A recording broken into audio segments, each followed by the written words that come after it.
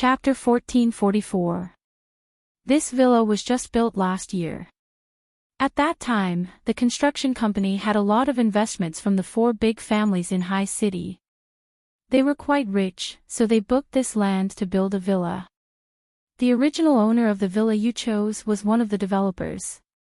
However, he had too many properties under his name, so he sold it. The decoration is indeed not bad. No one has lived in it before. I've also hired someone to test it. The air, humidity and other aspects are up to standard.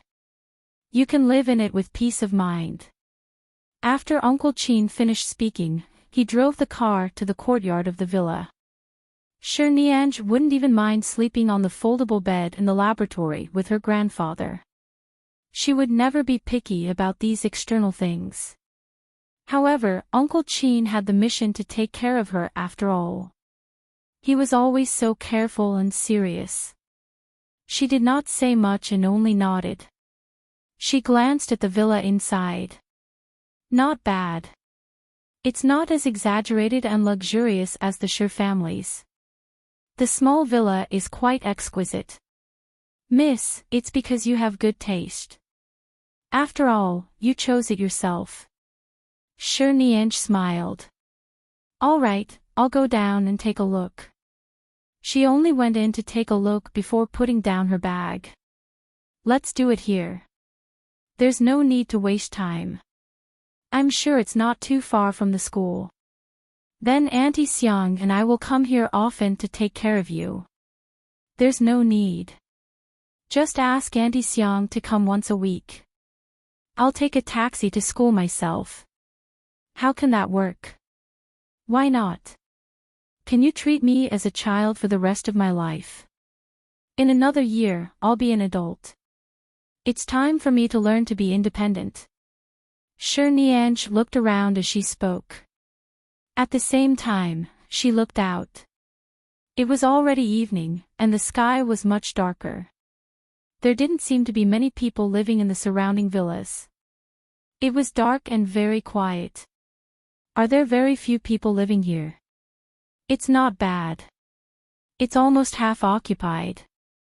However, the 2 buildings opposite seemed to be empty and unsold. Or perhaps no one moved in after they were sold. Nianj nodded and retracted her gaze to continue touring her new house. Then, she began the sad homework and revision life of a third-year high school student. On the first day in the new house, she spent it in a sea of books. On Monday, Auntie Xiang went to Lishui Villa to personally make a lot of walnut cakes for her. She said that she wanted her to bring them to school for her classmates to eat. When Nianj came to school with a large and exquisite bag, she attracted the attention of many people. They were all curious about what good things this legendary student, who was also the eldest daughter of the Sher family, had brought. Why was it such an exaggerated big bag? Nianj did not expect it to be so big. Along the way, she rushed to the class. After entering, she did not say a word and began to distribute the items. Thankfully, things like walnut cakes were divided. There were more than 50 students in this class, and each person could get about 3 pieces on average.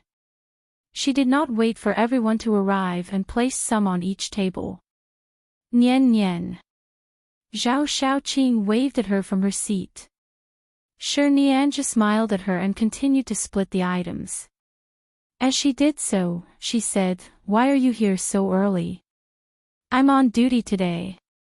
As Zhao Shaoqing spoke, she came over to help her distribute. As she did so, she praised her for quickly becoming familiar with her classmates. She praised Nianj for her good personality and said that she was always too shy and would blush when talking to others. Nianj smiled and chatted with her for a while. She then accompanied Zhao Shaoqing to wipe the floor. After tidying up, almost everyone had arrived. The 2 of them returned to their seats. Nianj casually explained the matter of the walnut cakes to everyone. She only said that it was made by her relatives and was very delicious. She could not finish it herself, so she distributed it to everyone.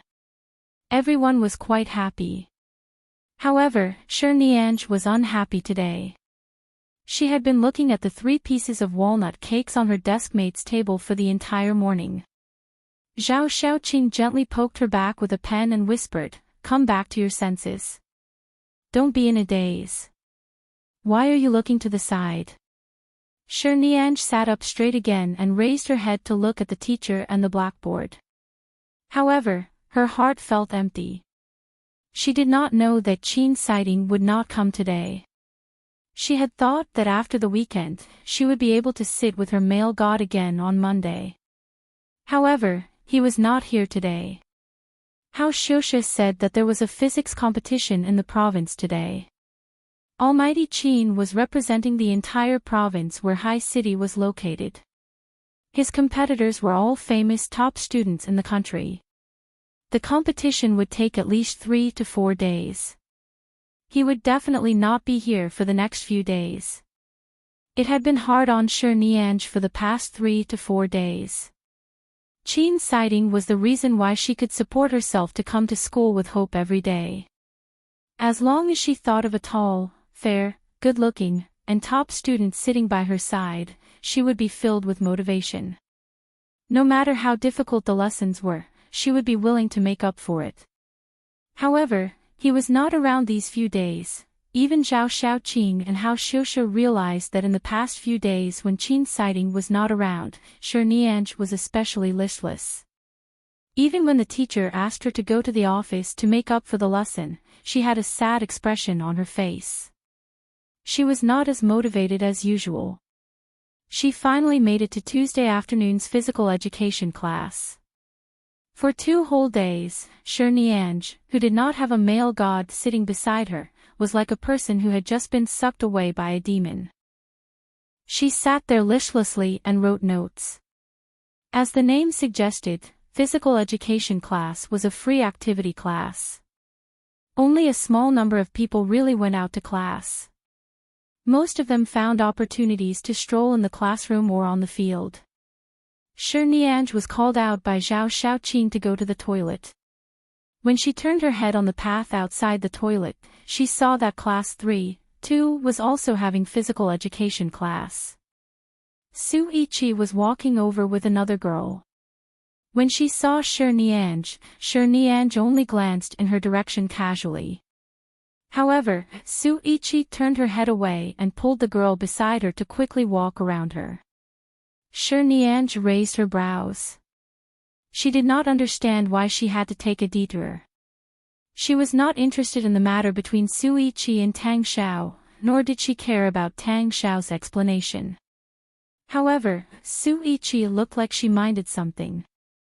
It was impossible for her to say that she did not have any other thoughts.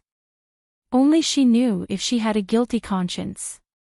Nianj could not be bothered with her and continued to wait for Zhao Xiaoqing.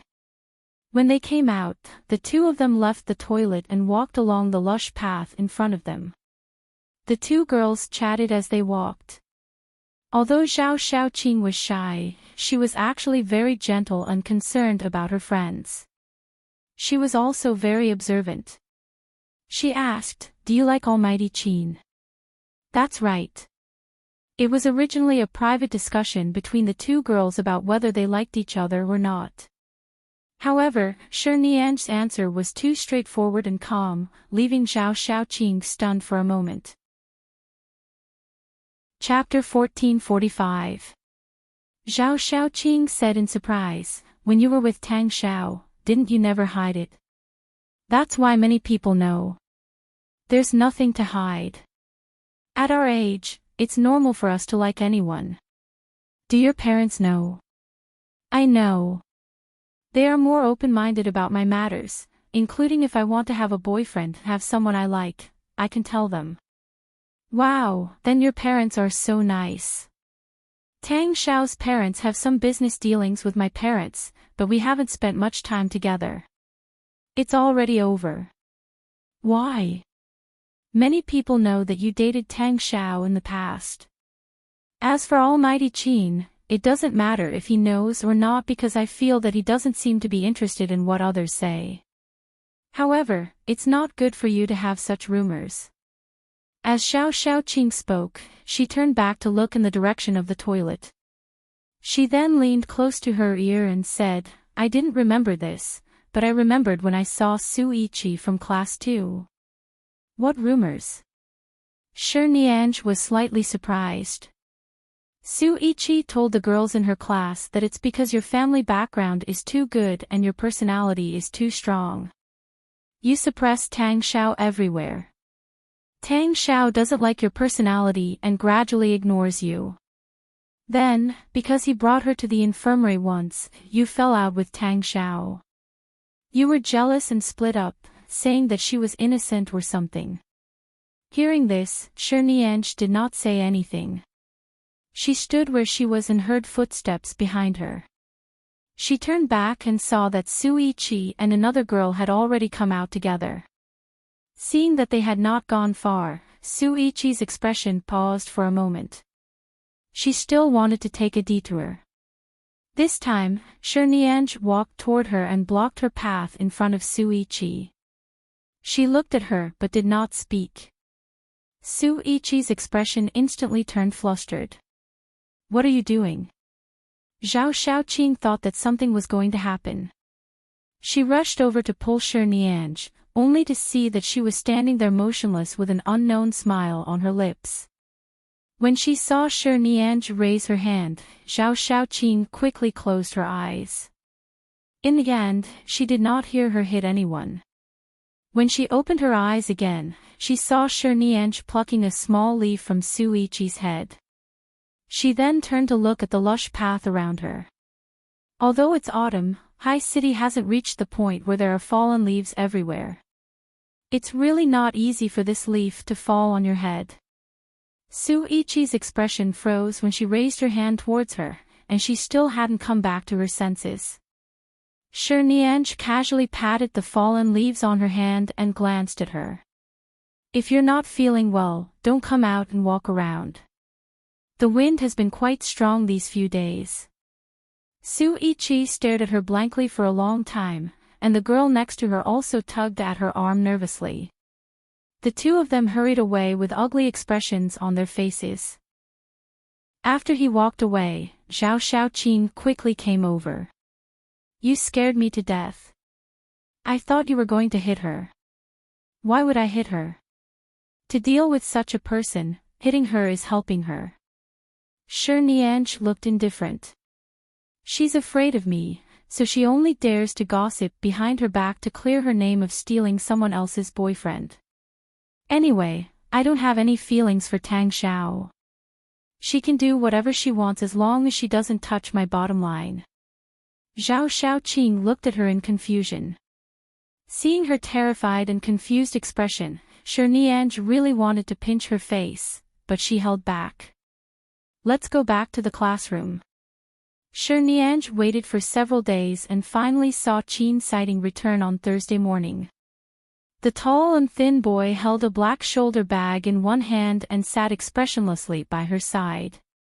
Shi Nianj's heart, which she thought would be very calm, began to beat wildly for a while. Her breathing quickened. After pondering for a while, she whispered to him, "You're back from the competition." Qin Sighting glanced at her and did not answer. "Then what should we do if you haven't come to class for the past few days? Do you need notes?" When she saw the teacher enter, she lowered her voice and quickly took out her class notes to show him. In the end, she only opened the notes and pushed them onto his desk. Qin Sighting glanced at her notes indifferently. His originally expressionless face became even more indifferent. It seemed like he had been despised. Shi Nianj's handwriting was considered beautiful. Her handwriting was graceful and neat, but her class notes were written very much like a primary school student's. It could be considered to have exposed the gap between her learning and his in every class.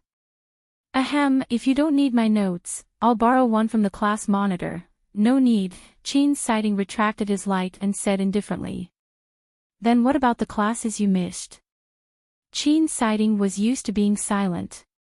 He rarely explained anything to others, especially girls. He then looked at Nianj, whose eyes had been shining ever since he came back today, as though she had waited for some treasure. For some reason, he was surprised by her unabated enthusiasm. I've already read this week's classes over the weekend. Enchanting lowered his head and pushed her notes back.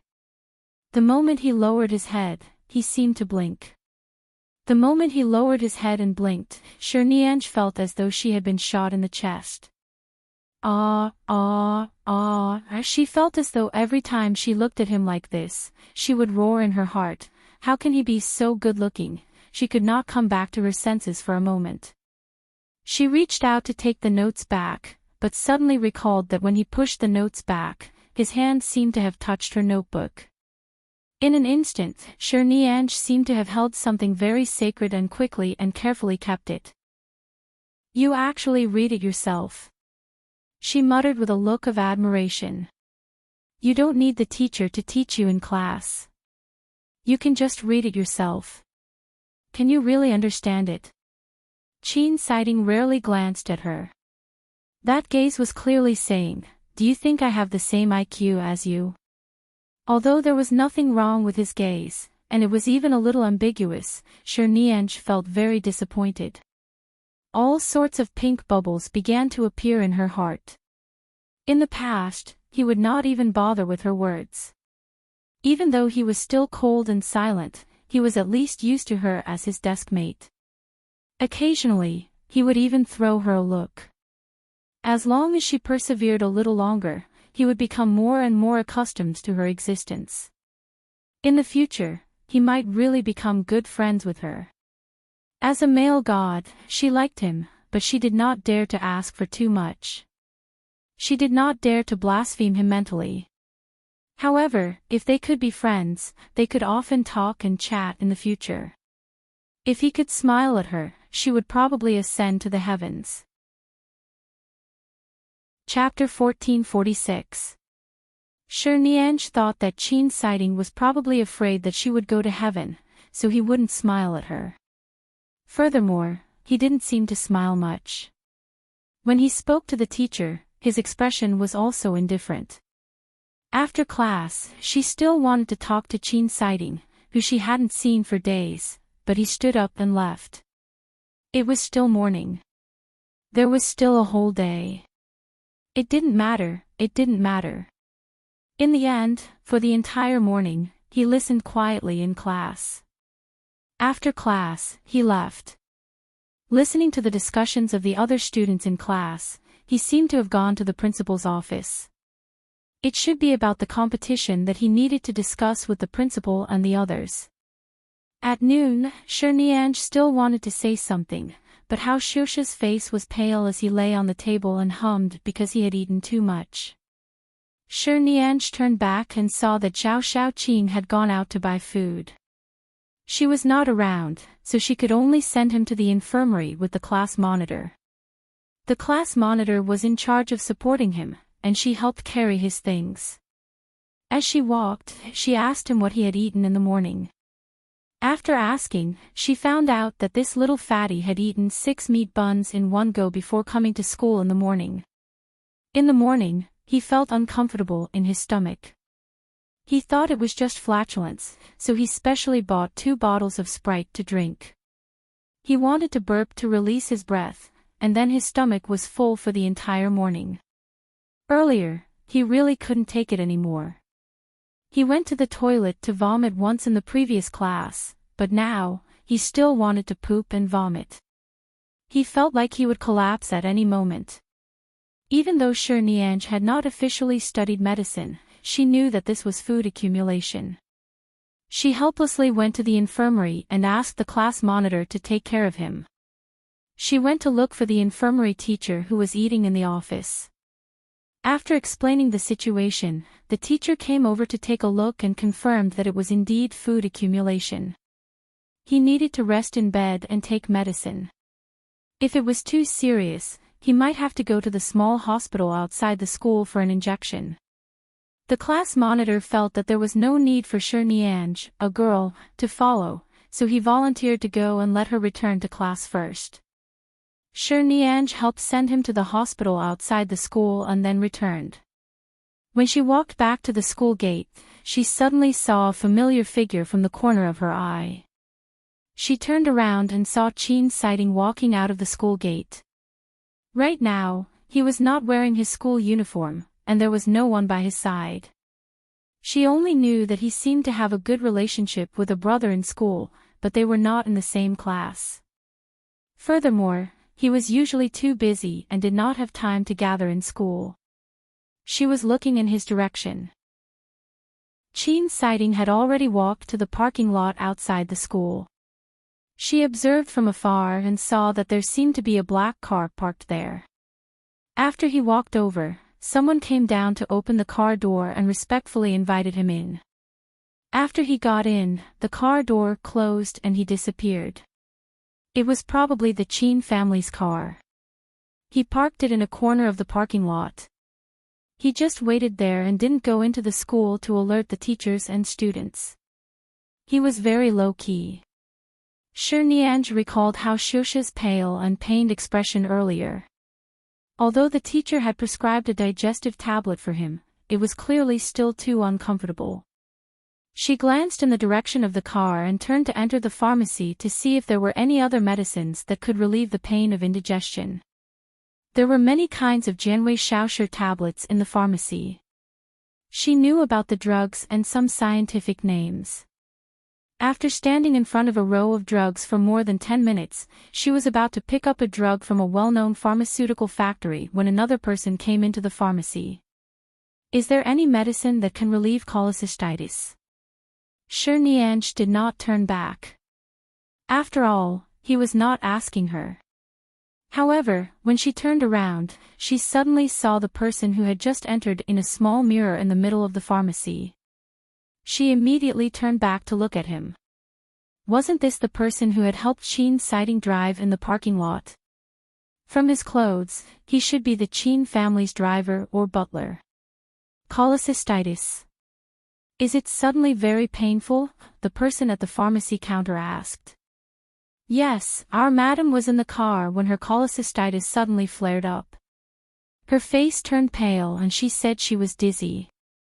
Then, her stomach and gallbladder felt uncomfortable. The pain was very serious. After Nianj heard this, she did not speak because she heard him say madam. Could it be that there was someone else in the car? Enchanting's mother. Wow, she was so envious of people who could see their parents often. She had thought that someone like Enchanting, who was cold and unsociable, was like her, who often did not have parents by her side. In the end, Mrs. Chen would come to school to visit him. She was really envious. The driver left in a hurry after buying the medicine. Earlier, Nianj had seen the shop assistant in the pharmacy take out the most expensive medicine on the counter and give it to him. She guessed that he had heard about the car or the madam and felt that the other party was rich. Furthermore, in a pharmacy, no matter how effective the medicine was, as long as it was written on it, as long as the price was expensive and the commission was high, they would definitely take out the expensive ones to sell. Nianj did not say anything. She only placed the medicine she had chosen on the counter. She then turned around and bent down to pick up the second last row of medicine. She brought it over to pay the bill. The shop assistant saw the medicine she was holding and asked curiously, "Didn't you say you were buying medicine for your classmate? Your classmate has cholecystitis at such a young age." Nianj did not answer. After paying, she went out. She first sent the medicine to Hao Xiuxia and the class monitor before walking to the parking lot to the black RV. She stood there for a while and did not suddenly knock on the car door. The driver recognized her and rolled down the window to look at her. "Little girl. You've been looking in this way. Is something the matter? I think I saw you at the pharmacy earlier." Nianj then walked over. "Uncle, I'm Enchanting's classmate. Just now, I heard that someone here seems to have a serious case of cholecystitis. I've learned some medical and pharmacology from grandfather. The box of medicine you bought earlier wasn't very effective, so I bought this and sent it over. Just as she finished speaking, the car door behind her opened. Enchanting and a well-maintained middle-aged woman were sitting in the back. Enchanting glanced at her. It was clear that he could not understand why she was here and how she knew he was here. I saw you outside the school gate just now. How Shosha wasn't feeling well, so I went to the pharmacy to buy medicine for him. I heard what the driver said when he went to the pharmacy to buy medicine and saw that the medicine he took wasn't very effective, so I couldn't help but buy something else. Seeing that Enchanting's expression was not very good, Cherniange realized that the person in the car was not his mother. Then, he realized that he was being a busybody to the point that he was being annoying. Seeing his unhappy expression, she hurriedly said, "Did I disturb you? I just can't stand the way the people at the pharmacy are doing things. I'll put the medicine down and leave." As she spoke, she quickly handed the medicine to the driver. The driver received it warmly and even thanked her. Before Cherniange could reply, Enchanting had already gotten out of the car. He did not say anything more to the middle-aged woman in the car. He suddenly reached out and grabbed her wrist. Before she could react, he brought her away. Chapter 1447. Cherniange felt a very clean and warm feeling on her wrist. The cold, tall, and thin boy was almost a head taller than her. She was clearly 1.66 meters tall, but Enchanting looked like he was really more than 1.85 meters tall. Clearly, she had only taken a quick glance at him. Now that she was pulled away by him and followed behind him, she realized that he was really tall. After being pulled away, she only had time to turn back to look in the direction of the driver. She did not speak again. She was brought by the strong force on her wrist to the walking path under the high wall outside the school. There were students from other classes coming and going on both sides. They seemed to have seen that she was holding Enchanting's hand. They had already sent many curious, surprised, and gossipy gazes over. Enchanting retracted his hand and looked at her indifferently. "What exactly do you want?" At this moment, he maintained a distance of 2 or 3 people from her, as though the person who had led her here was not him. Cherniange still felt that her wrist was warm. This warmth spread all the way to the bottom of her heart. She inadvertently touched her wrist again and raised her eyes to meet his cold gaze. Was the person in the car earlier an auntie? Enchanting glanced at her coldly. "Yes. I really just happened to see you in that car and saw Uncle Driver buy medicine. You know why I skipped a grade to year 3. I know pharmacology. I was afraid that if Auntie took that medicine, it wouldn't have any effect and would hurt even more, so I bought the medicine and sent it over. I don't have any other intentions. If my actions have disturbed you, I apologize. I won't do it again." Cherniange now felt that although she had good intentions, she was indeed too abrupt. She also regretted her rashness. Enchanting took out a black wallet. "How much is the medicine?" The sincere apology and smile on Cherniange's face instantly disappeared. He was drawing a clear line between them. He did not intend to owe her a single cent. "There's no need. I even dirtied your shirt last time. Compared to your shirt, the money for my small box of medicine shouldn't be much." Enchanting paused as though he had recalled the matter of the shirt because of her words. He placed the wallet back and said lightly, "All right, we're even." As soon as he finished speaking, he turned around and left. He had no intention of continuing to speak with her. "Hey, hello. We've been desk mates for a long time. You don't have to keep pushing me away, do you? We're all classmates, and we don't have any goals. Can't we just be friends?" Cherniange quickly followed him without hesitation. She walked quickly behind the boy and said, communicating normally once in a while is better than looking at each other coldly every day, right? Enchanting did not turn back. Enchanting continued to follow unwillingly until they reached the school gate. The students who had bought lunch nearby all looked in their direction. Enchanting's name was already very famous in this school. Other than her, who used to be a little fool who didn't care about the outside world, there was really no one who didn't know him. Enchanting was also famous because of this special case of skipping a grade. The two of them walked outside the school gates one after another, inevitably attracting attention. He still did not turn back, as though he did not hear it all. Enchanting had no choice but to quickly step forward to hold his arm. She almost held onto his arm and tugged at him forcefully. If you really want to be even, that's fine.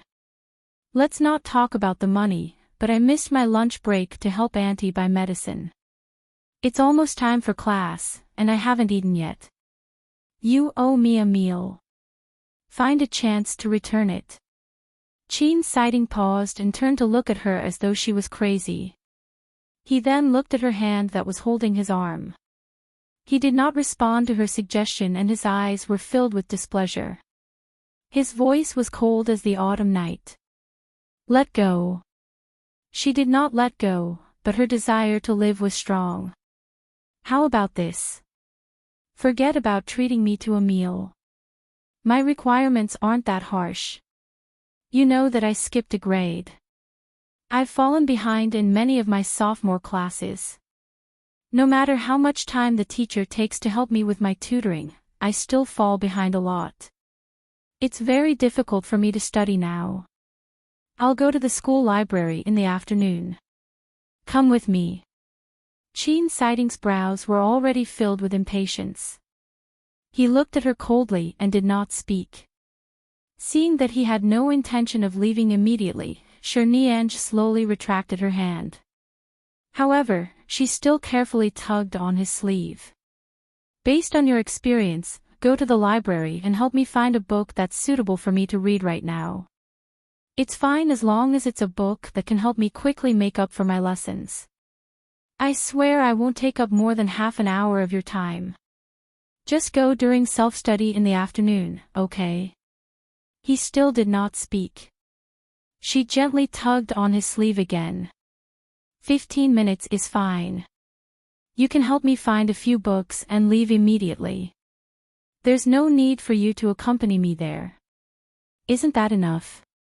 After all, we're classmates and deskmates. Even without today's incident, you should help me on account of our deskmates' friendship. Otherwise, you're the top student in the school year, and you're sitting next to a flunky who hasn't even finished her second-year classes. It won't be good for you. You can change your seat. After saying that, he pulled out his sleeve and left without anyone noticing. Enchanting, this kind of person who was unmoved by force or persuasion, was really difficult to get along with. She recalled her teacher's words again. How long could he last? She looked at the boy's straight and cold back and took a deep breath. Forget it. He was so handsome. So what if he had a little personality? So what if he was a little cold? Aloofness was the standard of a male god. Forgive him, and forgive him. In the afternoon, during self-study time. It was the teacher who suggested that Enchanting go to the school library to find books to read. She really had to go. She turned back and saw that Hao Shush's seat was empty. He was still lying in the small hospital and had yet to return. Zhao Xiaoqing was buried in her weekend homework alone, so she couldn't disturb her. She could only go by herself. The school library wasn't small, and it wasn't easy to find books. She asked the librarian for the location of some books related to Year 2's curriculum. When she went over, she saw a few tall bookshelves and rows upon rows of thousands or even tens of thousands of books. Her head swelled. Most importantly, the bookshelves were too high. She borrowed a small ladder from the librarian and climbed up and down the bookshelves.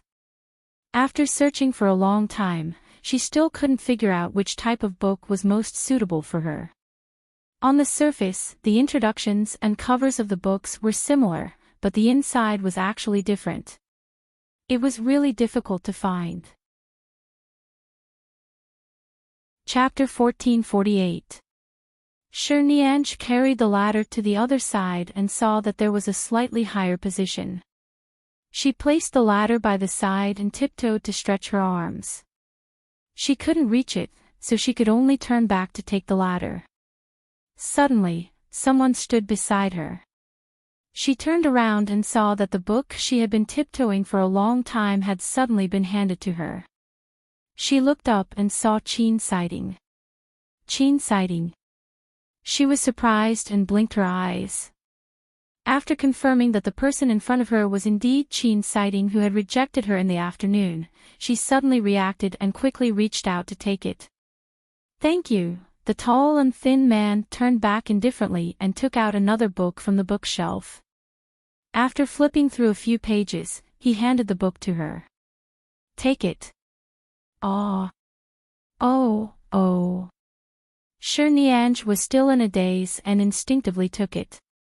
Seeing her silly expression, Enchanting only glanced at her and turned to go to the other bookshelves. Shirnianj quickly followed him and found that many of the books that she often used did not need to climb so high. They were all at the bottom, where it was easy to reach. She followed him all the way and did not ask anything. She did not speak much and took the books he gave her. She followed him with a serious and obedient expression. In the end, there were already 6 or 7 books in her arms. Seeing that she could not carry them anymore, Enchanting turned back to look at her. Shirnianj quickly put on a smile, her eyes curved into crescents. "Anything else?" It was obvious that she could no longer carry them. Enchanting stood in place and did not speak. He casually picked up a book related to high school physics from the bookshelf and began reading. It seemed like this book had nothing to do with her, but after all, he was here. Shirnianj waited patiently by the side. After a while, her hands were trembling as she held the book. As though he did not see it, Enchanting put the book back and picked up another to read. Shirnianj took a deep breath and continued to wait with a smile. After waiting for a few more minutes, she really could not carry it anymore. There were so many books that added up to at least 10 kilograms. She had been holding them for more than half an hour. Chin. The name was at the tip of her tongue, but she suddenly did not know how to call him. It seemed like everyone was used to calling him Almighty Chin, although he did not pay much attention to this title. The girls in the first and second year would discuss Senior Chin with red faces. As for her, it seemed like she could call him Senior, but it did not seem appropriate. She also felt awkward calling him Almighty Chin. How about calling him Deskmate? It seemed too childish. Just as she was thinking, the boy's cold and clear voice sounded. Enchanting. She abruptly came back to her senses and looked at him. She saw that he was still standing by the bookshelf, reading a Year 3 physics book.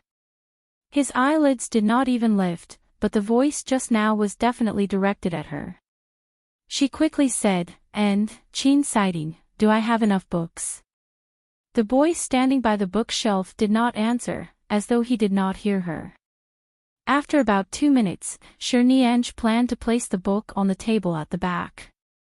Just as she took half a step back, Enchanting closed the book in his hand and glanced at her indifferently. She immediately stopped in her tracks.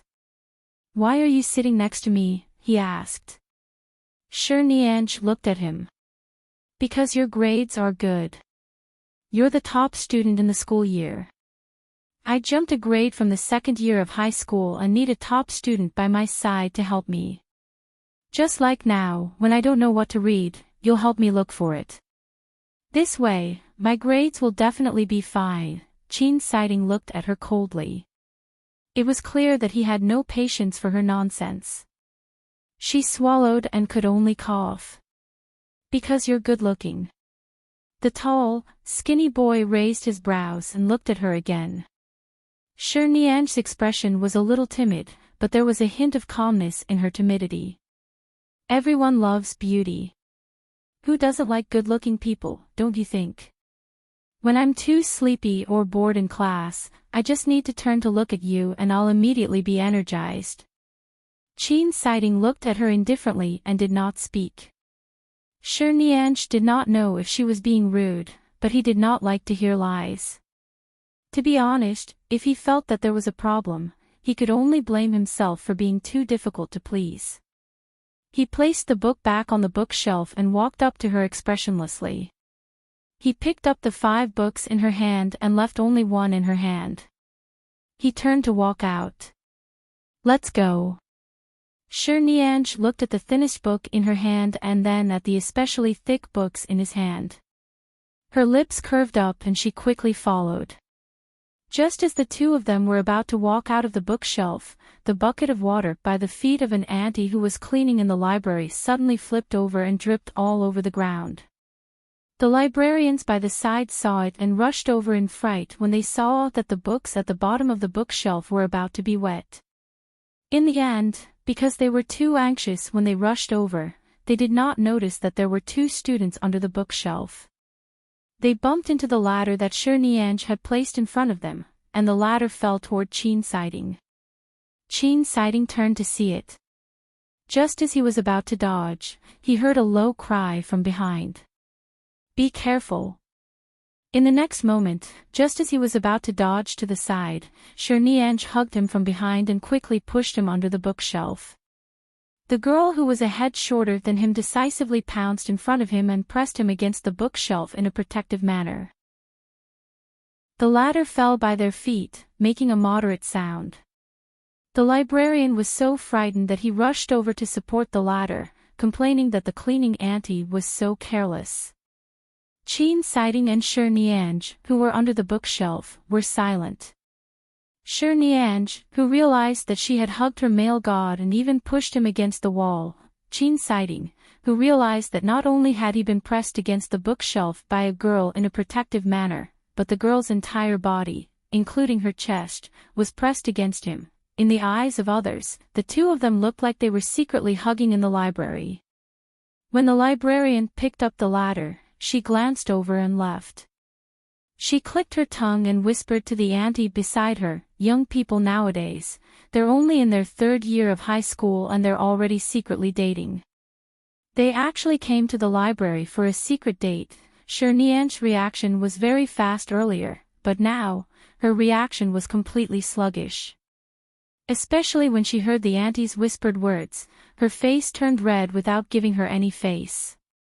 She felt the heat extend to her ears. Liking a male god was a feeling. This feeling of hugging a male god was very different. Chapter 1449. She raised her head awkwardly and saw Enchanting standing expressionlessly under the bookshelf. His expression was still indifferent. Can you let go? Nian looked down and saw that her hand was still pressed against Enchanting's arm. It could be seen how domineering she was when she suddenly pounced on him and pressed him under the bookshelf. She quickly retracted her hand and took a big step back. I saw that the ladder almost hit you, so, Enchanting did not speak, nor did he explain if he could avoid the ladder faster than her. He took the 5 books in his hand and left. Under the gazes of the librarians, Nian could only lower her brows and follow him out. Behind her, the aunties whispered, but this pair is quite beautiful. The man is handsome, and the woman is beautiful. But friends of this age probably won't have a chance to be together when they grow up. What a pity, Nian pretended not to hear and jogged to keep up with Enchanting. He was tall and had long legs. If she wanted to catch up to him, she really had to run. Just as she was about to return to class for self-study, the form teacher, Teacher Zhao, happened to walk out of the office. When he saw Nian walking back with Enchanting, his gaze was clearly surprised. Qin Siding saw the teacher and did not say anything. Shi Nianj was afraid that the teacher would misunderstand, so she quickly said, "Teacher, the books you asked me to find, student Qin accompanied me to the library to help me find them. These are the books." What surprised teacher Zhao was that not only did Qin Siding return with her, but he also seemed to have accompanied her to the library. When did this kid learn to help others? He had never seen such a scene in 3 years. It's good that you found them. It's self-study time now. Follow me to the office to continue your lessons. All right. Shi Nianj responded and quickly took the book from Qin Siding's hand. At the same time, she smiled at him to express her gratitude. However, Qin Siding acted as though he did not see it and returned to the classroom indifferently, as though nothing had happened. Shi Nianj did not dare to look at him again. She turned around and carried the book to the teacher's side. When she was at the teacher's place, she was thinking that since Qin Siding had helped her find the books, should she treat him to a meal? However, it seemed like the reason why he came to help her find the book was because she said that he owed her a favor. He probably wanted to clear the debt completely. Even if she offered to treat him to a meal, he probably wouldn't go. Just like that, she spent the self-study period with the teacher, hesitating whether she should ask him or not. Finally, the teacher let her go and allowed her to return to the classroom. She ran back with a few books, only to see that the seat next to her was empty. Zhao Xiaoqing waved at her. Shi Nianj walked over and put the book down. She glanced at the seat next to her. Qin Siding's shoulder bag was not there. "Nian Nian, come back to your senses. Stop looking, stop looking. Almighty Qin left long ago. He left long ago. Didn't you just finish studying?" "I don't know. He should have something to do in the afternoon. It should be more than an hour ago. He left after answering a phone call." Zhao Xiaoqing thought back and said, "However, Almighty Qin usually doesn't skip classes unless there's an open competition or activity in the school that he has to participate in. There should really be something going on this afternoon. More than an hour ago." That was after accompanying her back from the library. She recalled that his expression was not good when he was in the car at noon. Could it be that something really happened? He was no longer in school, so why was she still thinking so much? The Qin Corporation was big and didn't need a little girl like her to worry about it. In short, she really couldn't treat him to a meal. Zhao Xiaoqing asked her to go to the side street near the school to buy clothes tonight. Shi Nianj lived alone now. Since she had nothing to do, she agreed. The two of them walked out of the school gate and were about to turn right when a black Cadillac suddenly drove over and stopped in front of them. Zhao Xiaoqing was stunned, but the moment the car stopped in front of her, Shi Nianj paused. She looked up and saw the smiling face inside when the car window rolled down. "Nian Nian, I'm your Uncle Tang. I haven't seen you for a long time after the Spring Festival. Coincidentally, we came to school to visit that brat, Tang Xiao, on the way today. We wanted to see you as well. After all, your parents aren't in the country right now, and there's no adult by your side to take care of you.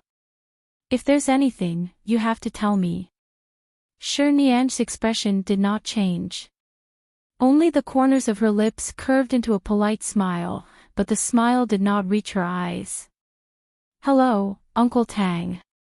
Hey, good child, have you eaten tonight? When Tang Xiao comes out, Uncle will treat the two of you to dinner." "There's no need. I have an appointment with my classmates." Zhao Xiaoqing happened to be holding her hand and walking with her. Shi Nianj turned to look at her. "We still have to go shopping, right?" Zhao Xiaoqing didn't understand what was going on, but from Shi Nianj's eyes, she could tell that she didn't want to go with this Uncle Tang. She immediately said, "Yes, didn't you say that the clothes I bought aren't suitable for me and that you want to help me choose? In a few days, there will be supplementary lessons at night. If you miss today, you won't have time to go again. Shi Nianj turned to look at Tang Xiao's father in the car. Uncle Tang, I'm really sorry. Next time, when my parents return from abroad, if they ask me to go with them for dinner, I'll definitely be there. Tang Xiao's father also smiled. Is that so? It's fine. You have to eat first when you go shopping, right? Tang Xiao is about to come out. Why don't I treat the few of you, including your little classmate, to a meal? You can go shopping after eating, or I can send you there. There's really no need, Uncle Tang. Besides, at Tang Xiao's and my age, it's more important to consider our studies. Tang Xiao's father was an old man in the business world in his 40s or 50s. He was also the director of a large company. He did not expect that a 17 or 18-year-old girl would block his words. However, after all, the Tang family and the Shi family were still working together. He had always been afraid that something would go wrong. As expected, that brat, Tang Xiao, still failed to stabilize this young lady. They had just become boyfriend and girlfriend, but they suddenly broke up without even a splash. Are we still leaving? Zhao Xiaoqing urged anxiously. Let's go now, Shi Nianj said and smiled politely at the man in the car. Uncle, we'll be leaving first. Without waiting for Tang Xiao's father to say anything, she pulled Zhao Xiaoqing into the street on the right side of the school. Chapter 1450. On the side street, Zhao Xiaoqing tried on 2 student dresses. She liked them both very much, but she was conflicted about which color to choose. Shi Nianj helped her look at them for a long time and finally suggested that she choose the light purple one. Although Zhao Xiaoqing usually wore a pair of glasses and looked quiet and obedient, she was very fair and did not choose the color of her clothes. This kind of light purple dress did not look good on anyone with slightly darker skin, but she could handle it. After the two of them bought clothes, they went to the side to look at the snacks. Zhao Xiaoqing was addicted to the barbecue on the street. Her family belonged to a moderately well-off family. She had normal pocket money and would not be short of money, but she was not the kind of rich and noble who could casually spend money. Therefore, even if she saw the mutton skewers she liked, she could only buy 2, but she would give Shi Nianj 1 to eat together. Every time Shi Nianj said that she wanted to treat her, Zhao Xiaoqing would not agree. She firmly said that even if she became friends with the princess, she could not let the princess use money to step on her head. No matter what, they had to maintain equality. Otherwise, if one side paid too much for a long time, the friendship would definitely tilt. It would be unfair to everyone. Shi Nianj did not mind. After all, she could do whatever she wanted. She had eaten these street food before, but when she ran in with Zhao Xiaoqing today, she strangely felt good. Now, even when she ate the mutton skewers, she felt especially excited. Was that person really Tang Xiao's father? Zhao Xiaoqing had just bitten off a piece of meat from the mutton skewer and asked vaguely. Shi Nianj also answered vaguely, N. Tang Xiao really couldn't coax you back, so he asked his father for help. No, he's a little scummy, but he's not that stupid. Shi Nianj took a tissue and wiped her mouth. All along, the Tang family has wanted to have a long-term cooperation with the Shi family. I think I've heard my parents mention this before. It's just that there's a very good project, and the Tang family wants to make money from it. Once, Uncle Tang came to my house to deliver something and saw me. Later, he somehow found out about my age and school. He also found out that I actually know his son, so he treated us to a few meals and match-made us a few times. So, you guys were brought together. I thought the two of you were in love freely. It turns out that what others say about rich families not having true free love and having arranged marriages like before is true. It's not that exaggerated. It's just the right time, the right place, and the right people to be together. We don't have any feelings for each other. We just like each other. Plus, our parents have some cooperation, so we just dated for 2 months. After speaking, Nianj threw away the bamboo stick in her hand. She turned to buy 2 glasses of water and returned. She handed one to Zhao Xiaoqing. Tang Xiao has nothing to do with me. In the past, we met by coincidence, so don't look at me. Xiaoqing Nianj paused in her drinking and glanced at Zhao Xiaoqing. In the afternoon, when the teacher was helping her with the lesson, he had asked her how she had built a good relationship with Qin Siding. At that time, she had only said that they had been sitting together for a long time and would occasionally exchange a few words, so they were considered familiar. Now that she was being said this, was it so obvious that she liked Qin Siding? Then Qin Siding would definitely be able to tell. But he actually went to the school library. Zhao Xiaoqing was drinking water. She did not know why Nianj was suddenly spinning around happily. She was about to call out to her, but Nianj had already walked to a small stall by the side to look at all kinds of couple accessories. Zhao Xiaoqing, eldest miss, isn't it too early? The wolf has just seen the meat. He doesn't even know if he can eat it. Are you even going to prepare the bowls and chopsticks? She knew that Qin Siding had gone out for a competition a few days ago and had returned yesterday, so she would definitely go to school today. She would definitely not skip class. Early in the morning, Nianj bought a few glass bottles of warm milk from the fresh milk shop outside the school and put them in her school bag. Right now, the weather was just right. It was neither cold nor hot. Some girls in the school were still wearing summer clothes and had an autumn school uniform jacket draped over them.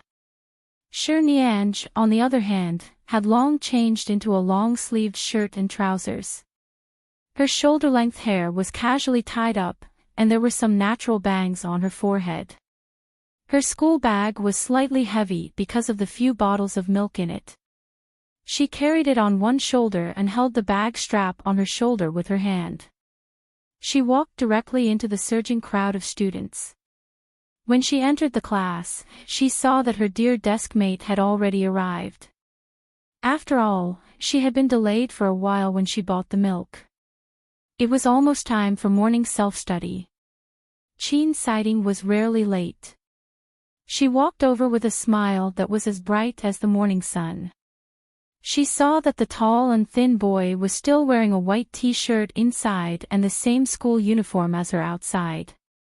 Perhaps because Qin Siding was tall and had a good figure, such an ordinary school uniform jacket on him made him look like a handsome male celebrity in those branded sportswear advertisements.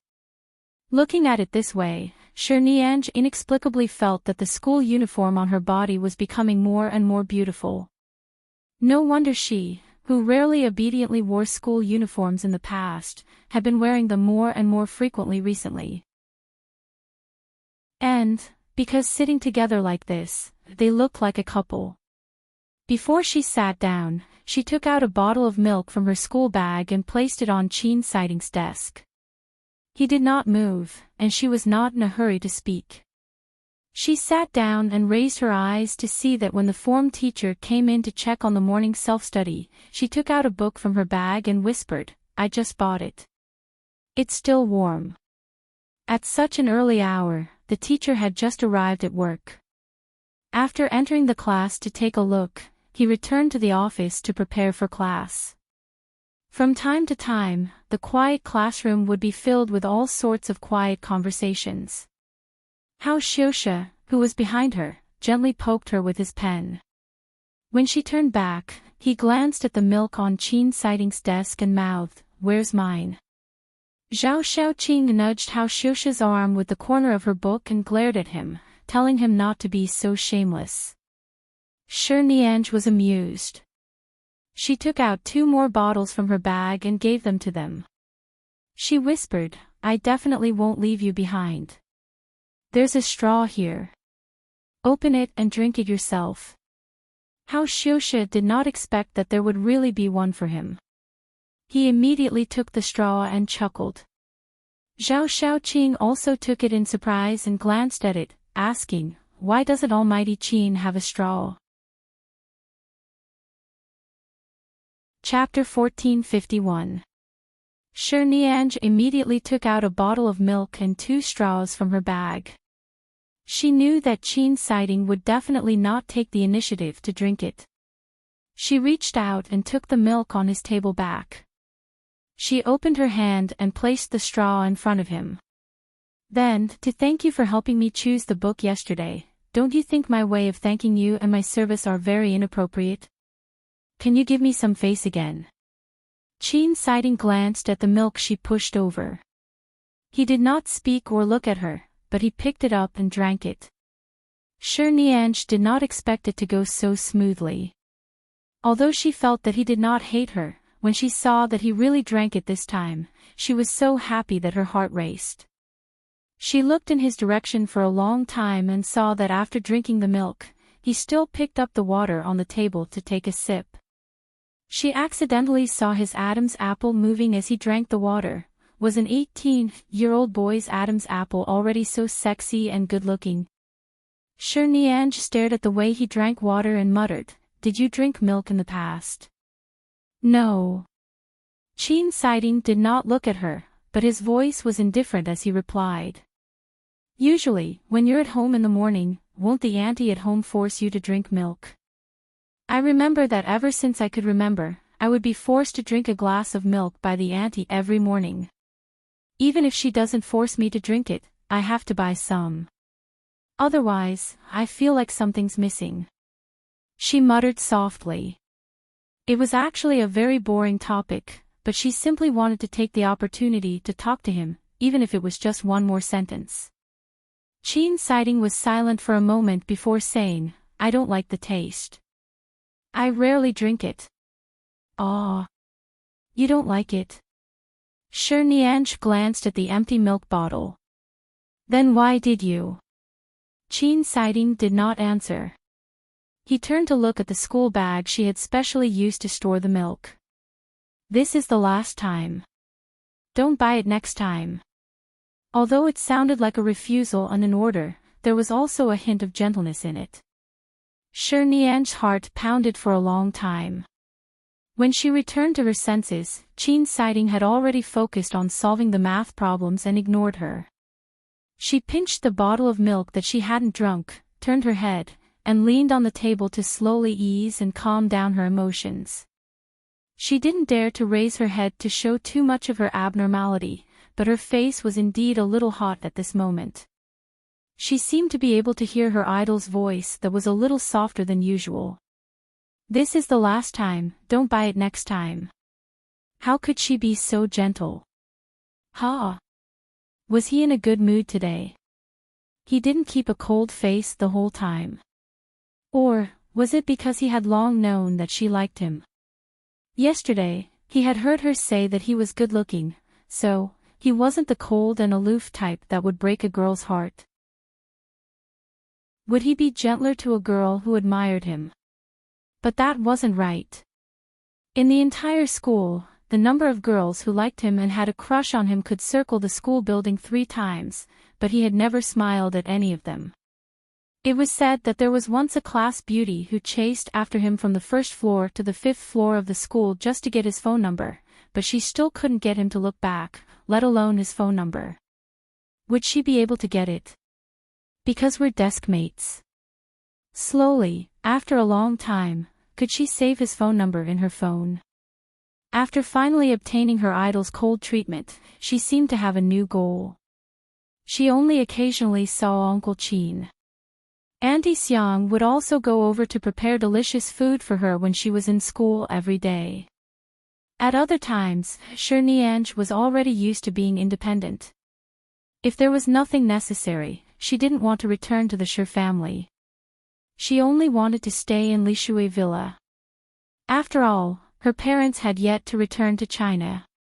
Hearing that it was the weekend and that she still planned to stay there, Uncle Qin did not force her. After giving a few instructions, he hung up. It was precisely because it was Friday that Zhao Xiaoqing thought that Shi Nianj would have a chauffeur to pick her up today, so she left early. Shi Nianj unhurriedly packed up her books and papers and went out. When she walked out of the school, she habitually walked toward the parking lot. When she realized that she had just told Uncle Qin not to pick her up, she was about to turn around to take a taxi back to Lishui Villa when she suddenly saw a few boys dressed as hooligans from another school walking in this direction with cigarettes in one hand and baseball bats in the other. As a girl, she didn't want to watch so much. It was common for hooligans to fight in and out of school. She only took a glance and was about to walk further away when she suddenly saw Qin Siding walking out. He had clearly left the class earlier than her. Why did he only come out now? It seemed like the student cadres were often kept behind by the teachers or the director for questioning. They didn't have much time. Qin Siding was holding a black one-handed bag in one hand and answering a phone with the other. He had only taken 2 steps when he suddenly stopped. He looked forward at the hooligans who had already thrown away their cigarettes and were surrounding him. Seeing that he was surrounded by those people, Shi Nianj's hair instantly stood on end. What was going on? Were these people here to cause trouble for him? Who did Qin Siding offend? Was it because he won the physics competition 2 days ago and was taller than the students from the neighboring schools? Was that why he was being targeted? Was he being targeted? Before she could come up with a countermeasure, her legs had already gone beyond the range of her brain's control. She quickly rushed over and directly ran behind those hooligans. She even pushed the 2 people in front of her who were holding baseball bats aside. Excuse me, she ran too fast and pushed the 2 hooligans forward. Before they could react, they saw a girl suddenly rush over. She stepped forward and grabbed the boy's arm. Without a word, she dragged him out of the crowd. What happened just now, I don't know. A girl suddenly ran over. She was very strong and suddenly pushed me. I almost King fell. Where is she? She ran away. She ran in and dragged someone away. I don't know what she's doing. She's probably just passing by. Ignore her. CK, continue looking for Zhao Hu. That brat crippled one of my brother's legs yesterday. If I don't remove his arm, I'll write my name backwards. As the crowd walked away, Shi Nianj had already dragged Qin Siding's arm 20 to 30 meters away. When she felt that those people did not seem to be chasing after her, she stopped and turned back to look, panting. She then looked at Qin Siding, who she had dragged all the way here. She looked him up and down. Are you all right? Qin Siding's handsome brows were still cold. He glanced at her hand that was still holding his arm and raised his brows, indicating for her to let go. Chapter 1452. Shi Nianj received his gaze and realized something. Her face heated up and she quickly retracted her hand. I'm talking about those people just now. Are they here to cause trouble for you? They're all holding weapons in their hands. As Shi Nianj spoke, she glanced behind him and realized that those people still did not chase after her. Strange, weren't they here to cause trouble for him? Which eye of yours saw those people looking for me? Qin Siding retracted his hand that she had already let go of. He placed one hand in his pocket and looked at her with clear eyes. I saw them walking toward you. And as soon as you came out, they surrounded you. I just happened to walk out. We were just passing by. Qin Siding was expressionless. Right now, he was standing on the side of the road, and she was already standing with 1 foot below. He was originally much taller than her, and now, he looked down at her. Seeing that she had run to the tip of her nose with just a few steps, he narrowed his eyes, as though something in the night sky had suddenly blocked the original starlight. Even if you really came to look for me, why did you suddenly run over? Shi Nianj was momentarily speechless. She said she wanted to protect him. It seemed like she was overestimating herself and would even be mocked for watching too many television dramas. Did she think that a little girl like her could handle any situation? But why did she rush over at that time? If she said that it was because he was good-looking, what she would receive would not be the occasional interaction between his desk mates. She would probably be treated coldly again. After all, even she felt that it was a little too rash. Besides, he was a man. Why should she have the mentality to protect him? She did not speak and just stood on the spot to look at him. As he was tall, she had no choice but to raise her head to look at him. The sunlight shone from behind him. Although the boy was standing with his back to the light, she could not see him clearly. At the very least, she could see his eyes. In the reflection, there seemed to be her. "Haven't you considered if you'll be injured?" Qin Siding asked. Shi Nianj didn't know how to explain, so she decided not to. "I didn't think too much about it." "Didn't think about it?" Qin Siding's eyes were cold and clear. "Miss Shi, no matter what happens to the Qin family, if something happens to you here, I'm afraid it won't be that easy for us to get away with it. If you're injured and disfigured, will your parents let it go? You know I'm from the Shi family. I thought you didn't know anything about me." Qin Siding was indifferent. "When you sit beside me and introduce yourself, I can hear you. But you didn't respond to what I said to you when I was beside you. So you could hear me." Shi Nianj looked at him. Her eyes were bright and pure. To put it simply, she was reminding him how sincere she was when she sat by his side.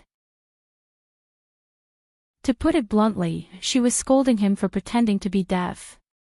Qin Siding glanced at her again and turned to leave without saying anything. "You're leaving just like that?" He stopped and turned back to look at her. "Otherwise?" "I mean, at least I saved you just now." Qin Siding's indifferent eyes moved slightly, but he still looked indifferent. The slight change in expression on his face was clearly because of her so-called saving him. "What I'm saying is, I risked my life to save you just now because we're desk mates. Regardless of whether it's a misunderstanding or not, my heart is good. You can't be so cold. You have to give me some kind of response." Qin Siding looked at her silently for a while, as though he couldn't understand her train of thought. However, at this moment, there was already a commotion at the school gate. From the sound, it was obvious that the people inside had already started fighting. This confirmed that Shi Nianj had indeed misunderstood. That group of people had indeed wanted to take advantage of the fact that there were no security guards and the mailroom master at the door to barge in and fight. Coincidentally, Qin Siding had come out at that time. Shi Nianj took advantage of the chaos to walk to his side. Looking at the man who was a head taller than her, she raised her hand and gently tugged on his sleeve. Qin Siding was already used to her little action of tugging at his sleeve. Even if he didn't accept it, he had never wanted to accept it. After all, they had been desk mates for 3 weeks. His gaze shifted an inch toward her. Seeing that he did not immediately turn around and leave, but at least paid attention to her, even if he did not speak, he would not treat her as if she did not exist. Shi Nianj smiled at him. "Usually, a chauffeur will pick me up at this time. Today, my chauffeur, Uncle Qin, has applied for leave. It's meaningless for me to go back alone. We've been desk mates for a while. Why don't we take this opportunity to have a meal together?" Qin Siding's expression did not change. He only glanced at her indifferently and listened to her continue to find excuses. "Actually, my parents are busy with the company abroad. I live alone in High City, so I live near the school. Zhao Xiaoqing left first today. I haven't eaten yet." Qin Siding looked at her and suddenly smiled. The moment Shi Nianj was mesmerized by his smile turned into a cold smile. Then, he indifferently retracted his smile and pulled his sleeve out of her hand mercilessly. He stuffed one hand back into his trouser pocket and left with the other holding his shoulder bag. Nianj stood behind him and looked at him. She sighed. She clearly knew that it was impossible to eat. What was wrong with her brain? Even if it was just a suggestion to walk together, how could she agree to eat? Just as Nianj stood on the spot dejectedly and did not chase after him, she was somewhat melancholy considering whether she should eat outside or return to Lishui Villa tonight. Enchanting, who had already walked more than 10 steps away from her, suddenly stopped in front of the black commercial car. It was the car that Nianj found familiar. It was the car she had seen last time, when she helped buy the medicine for cholecystitis. The car had just stopped in front of Enchanting. He did not even take a second look before turning back. The moment he turned back, he saw that Nianj was still standing there with her eyes wide open. She looked at him blankly. In fact, she was considering where to eat, sweet, salty, or spicy. Before Nianj could pull herself back from her attention, the tall and thin boy had already approached quickly. He stepped forward and grabbed her wrist. He turned around and took her away in the opposite direction of the school. Nianj's expression was shocked. Before she could even return to her senses, she looked at the person who had left and returned. She then lowered her head to look at her wrist. Even though it was only her wrist, there was still the warmth of his palm. It was so real that Nianj's face was instantly filled with question marks and exclamation marks. Chapter 1453. Even when she was brought into the crowded street near the school, Nianj had yet to return to her senses. When she finally returned to her senses, the warmth on her wrist had already left. She lowered her head to look at her hand and then at the indifferent boy. Seeing that Enchanting's expression was much colder than before, and then seeing her dumbfounded expression, his handsome brows moved slightly. He then looked at her wrist, where he had held it earlier.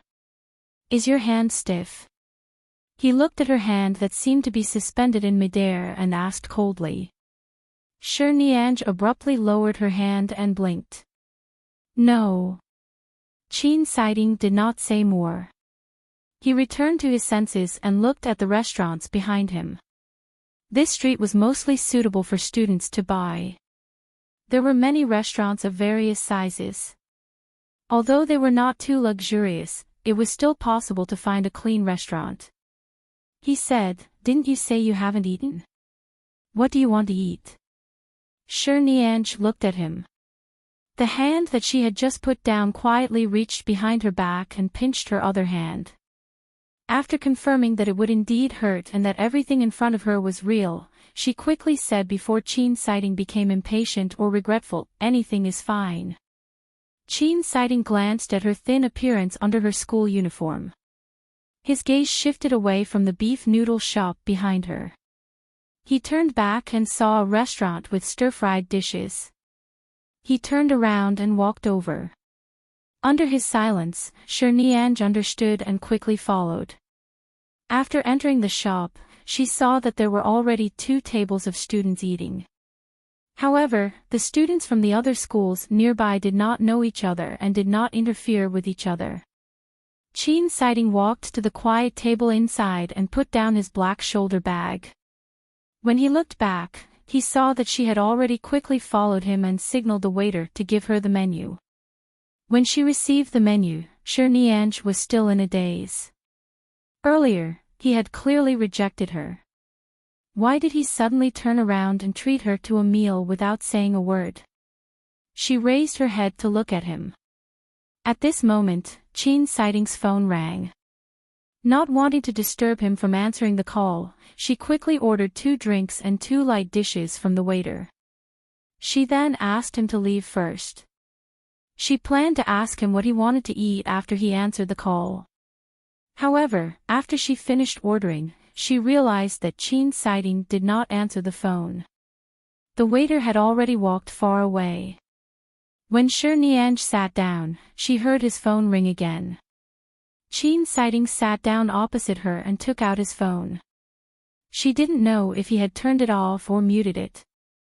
Before she could see clearly, she saw him throw his phone to the side and not look at it again. "Aren't you going to answer it?" Nianj asked. Enchanting did not answer. He picked up the lemon water that the waiter had just poured for him and took a sip. The good-looking boy's clean and well-defined fingers held the transparent glass. No matter how one looked at it, this scene was moving. Even when he put down the glass, he did not seem to have any intention of answering her or answering the phone. Nianj could sense that he was not particularly sincere in treating her to a meal. Earlier, when the car stopped in front of him, he suddenly turned around. Now that he was sitting here with her, he was probably just taking advantage of the situation. Nianj did not ask any more questions. She could only pick up the cup in front of her and drink some water. This lemon water should have been freshly brewed this afternoon.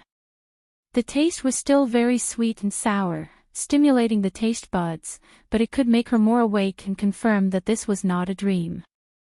"By the way, I only ordered 2 light dishes. I don't know what flavor you like, so I didn't order it. Go tell the waiter what you want to eat. After all, we've already sat down. Even if it's perfunctory, we can't waste time like this. Anyway, we have to eat dinner," Nianj said softly. She could feel that Enchanting was not in a good mood. She did not know what was going on between the Chen family or his mother and him, so she could not ask around. She could only use other topics to divert his attention and ease her excitement and nervousness. Enchanting glanced at her again. "Even if you know it's perfunctory, can you eat it with a clear conscience?" "Why can't I? Even if it's 10 bowls, I can eat it." Nianj's eyes were smiling. She was calm and fearless. She was very sincere and straightforward. Enchanting snorted indifferently and waved for the waiter to come over. After taking the menu and asking a few questions, he learned that she had ordered a fish egg tofu and steamed crab pot. He then ordered a stir-fried shrimp and kelp soup before asking the waiter to leave. Seeing that he was seriously ordering and did not plan to continue being perfunctory, Nianj's originally good mood brightened again. "I've never been to this restaurant before, but I saw that the recommended dishes on the menu are all fish or seafood. Are you used to it?" Enchanting asked. "I'm used to it. Before my family moved to High City to do business, although we were always in an inland city, I liked to eat seafood and fish since I was very young. Now that I live in High City, it's more convenient to eat it." As Nianj spoke, she supported her chin with one hand and looked at him. "You like seafood too?" Enchanting's tone was indifferent. "I'm not picky. I casually ordered 2 more. "Oh." After she said this, the topic seemed to have stopped. She once again fell into a silent atmosphere with no topic to talk about. Enchanting did not look at her. As though there was no one opposite him, he drank water from time to time and waited quietly for the dishes to be served. He was quiet but happy. When the dishes were served one after another, Enchanting asked the waiter to bring her a bowl of white rice. Nianj originally thought that there were a lot of dishes, but when she saw this bowl of rice, she instantly felt full. She raised her eyes to look at him and picked up her chopsticks to eat. She usually did not have a big appetite. Since she was young, she could not be said to have lived a pampered life, but she would not eat too much. Basically, she was 70 to 80% full. Now that there was such a full bowl of rice, without thinking, she knew that she would definitely eat too much. In the end, she was really full. Enchanting, on the other hand, was not in a hurry to eat. He glanced at her again and saw that she was clearly full, but she was still resisting the urge to continue stuffing rice into her mouth. The man's handsome lips curled into an imperceptible smile. In a flash, he looked at her and asked, "Can you still eat?" "And I can eat." After saying this, Cherniange almost burped. She forced herself to hold back, picked up the cup, drank some water, and swallowed hard. Of course she could eat. Almighty Qin was treating. Even if he really wanted her to eat 10 bowls, she had to work hard. Qin Siding looked at her for a while and then ignored her. He picked up his chopsticks and continued eating. Chapter 1454. It was a quiet meal time. As expected, Qin Siding prepared to leave after eating. He did not have the courtesy of sending a female classmate home after eating. He was simply perfunctory and was about to part ways. Don't think that she couldn't tell that he had suddenly turned to pull her away. He must have used her as a female classmate to avoid the people he didn't want to see in the car. Now that he had used her and treated her to a meal, he was about to leave without explaining. However, Cherniange was quite happy to be used. She was also full. The two of them walked out of the restaurant, and the clean youth walked by her side. If they were not going to separate and return to their own homes, but to Lishui Villa together, they could stroll on the path home for 10 to 20 minutes. How good would that be? Just thinking about it would be beautiful. She turned around and saw that he was holding a shoulder bag. His clean and slender fingers were also very beautiful. She suddenly smiled. Just as Qin Siding was about to walk in the opposite direction, she suddenly leaned over. "Almighty Qin, good desk mate. Can you give me your contact number?" Qin Siding paused in his steps and lowered his head to look at her. She smiled at him and reached out her hand to him. "We've been desk mates for so long, and we've eaten together. It's just a phone number. There's no need to not give it, right?" Qin Siding looked at Cherniange and said indifferently, "You're thinking too much." "I'm not thinking much. I just know someone. It's not too much to ask for his phone number." Cherniange did not care how cold his attitude was. Cherniange didn't care how cold his attitude was. She was already used to it. She leaned close to him and maintained a close distance from him.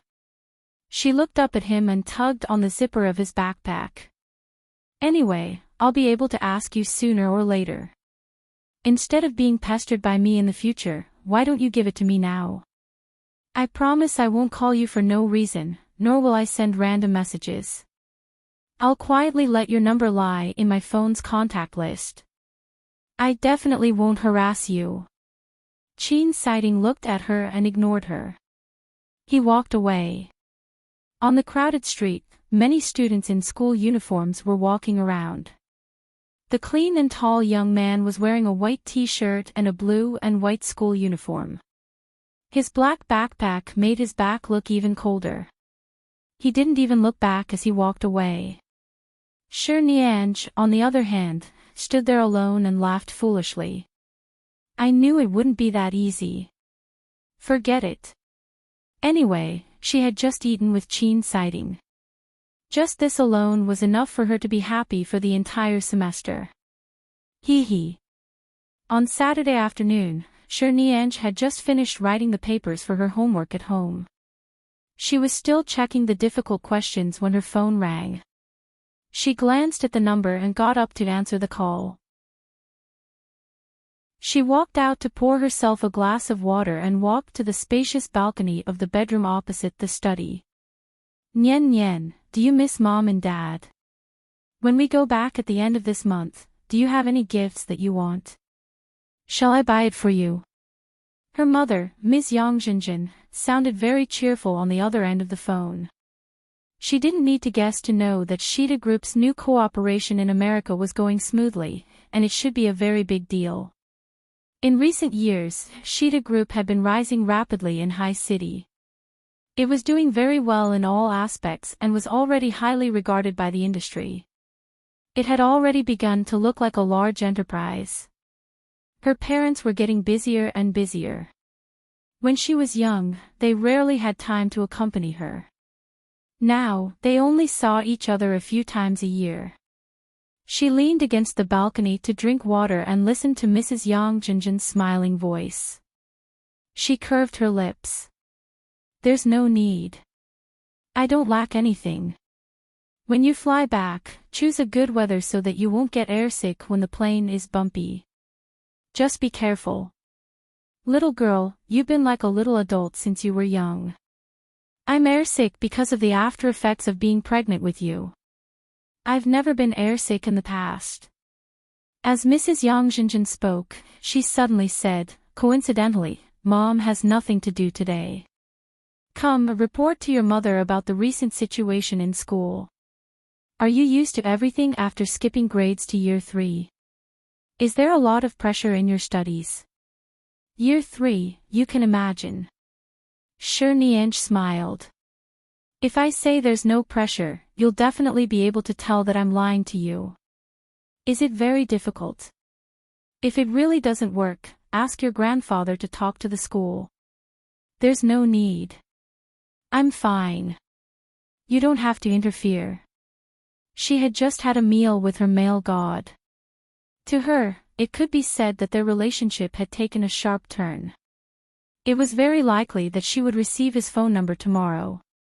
The day after tomorrow, they would become boyfriend and girlfriend, and the day after that, they would kiss. How could she go back to year 2 to be a junior? All right, let's talk about it after your dad and I go back. Right now, the family's company is indeed getting busier and busier. Mom and Dad might really neglect you in too many ways. Nian Nian, you've been so sensible since you were young.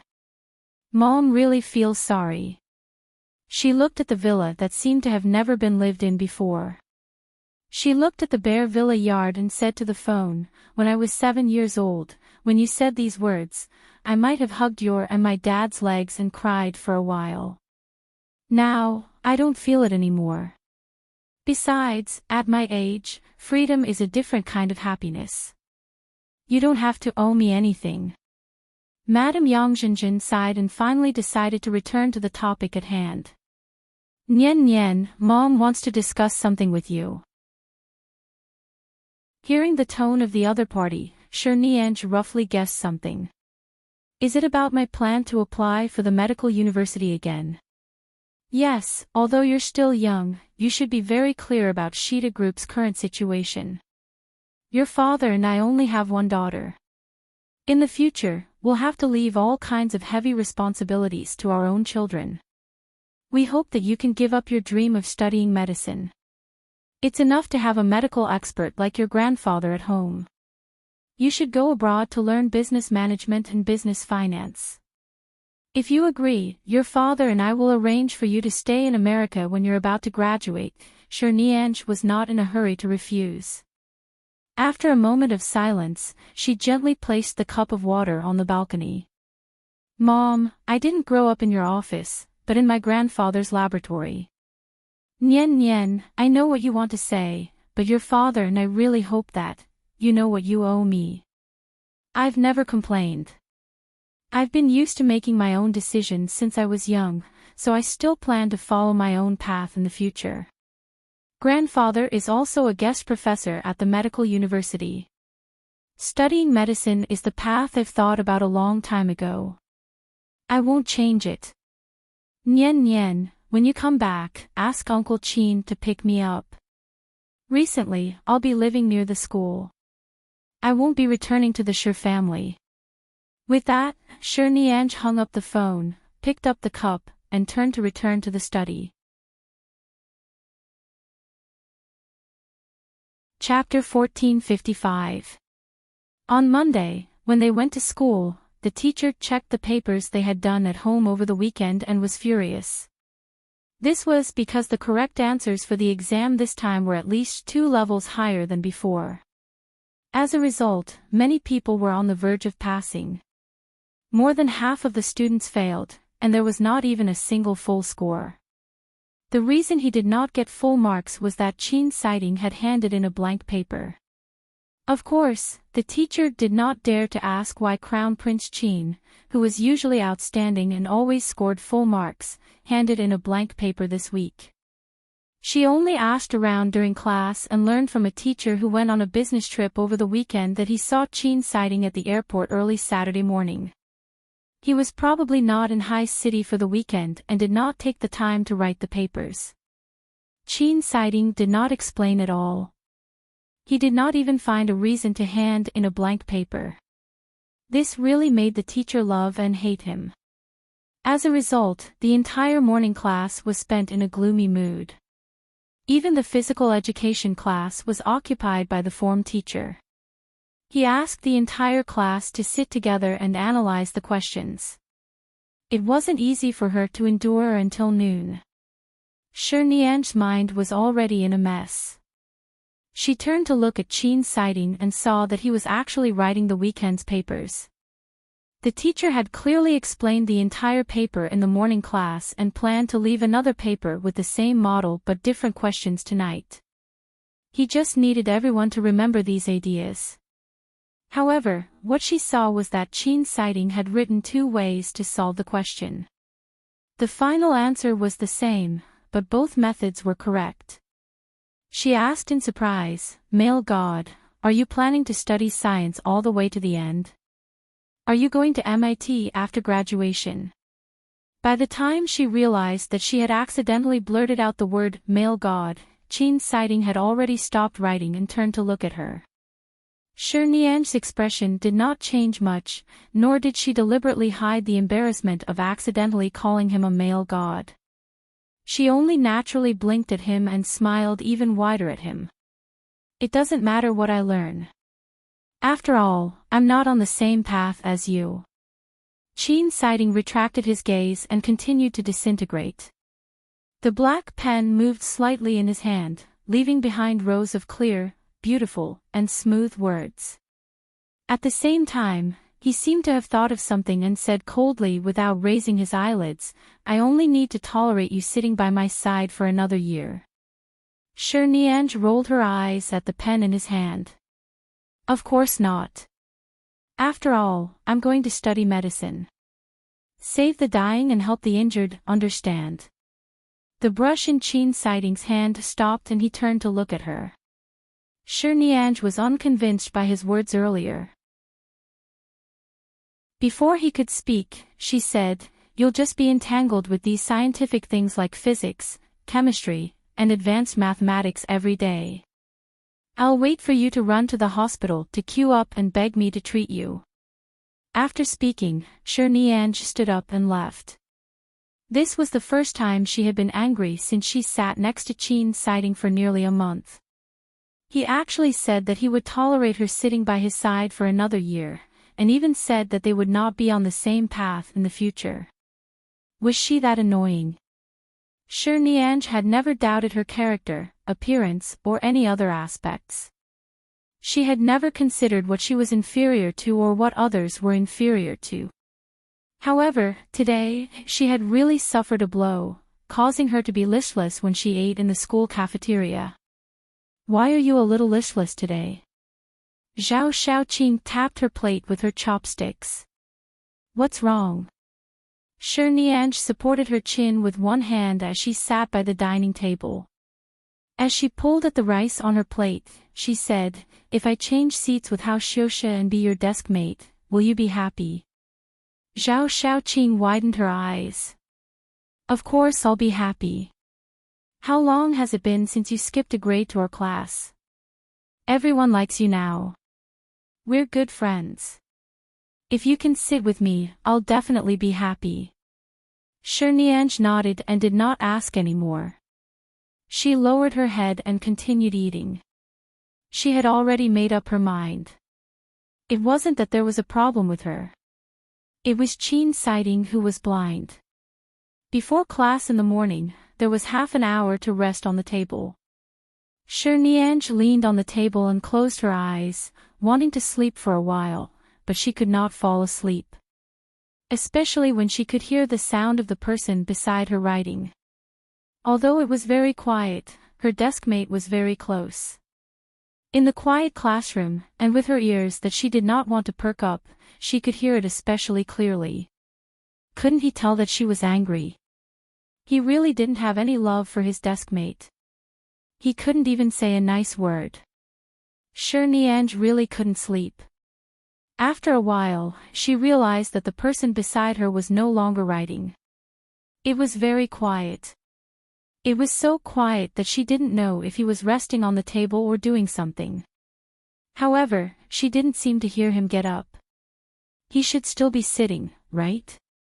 After a few minutes, she closed her eyes and turned her head. She carefully opened her eyes and met Qin Sighting's eyes without any precaution. Sure, Nianj was shocked. Qin Sighting did not avoid her gaze. He only looked at her before slowly shifting his gaze away and continuing to write the papers on his table. It was as though nothing had happened, but Sure Nianj's heart was thumping wildly. Was he looking at her? Was he watching her sleep?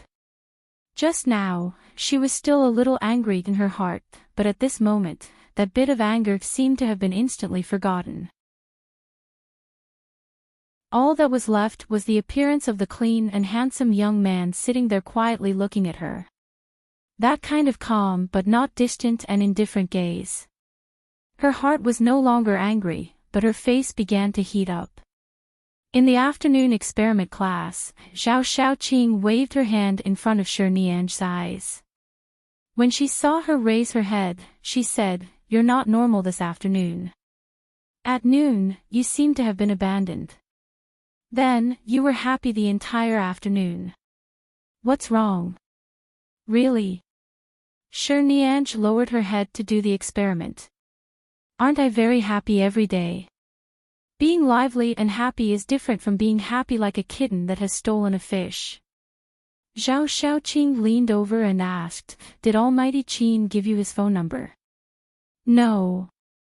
"Then why are you smiling foolishly?" Sure Nianj looked at the other students around her and carefully whispered into Zhao Xiaoqing's ear, "When I was sleeping at noon, Qin Sighting looked at me." "Ah. Why did Almighty Qin look at you?" "That's right. Why did he look at me?" Sure Nianj's smile widened.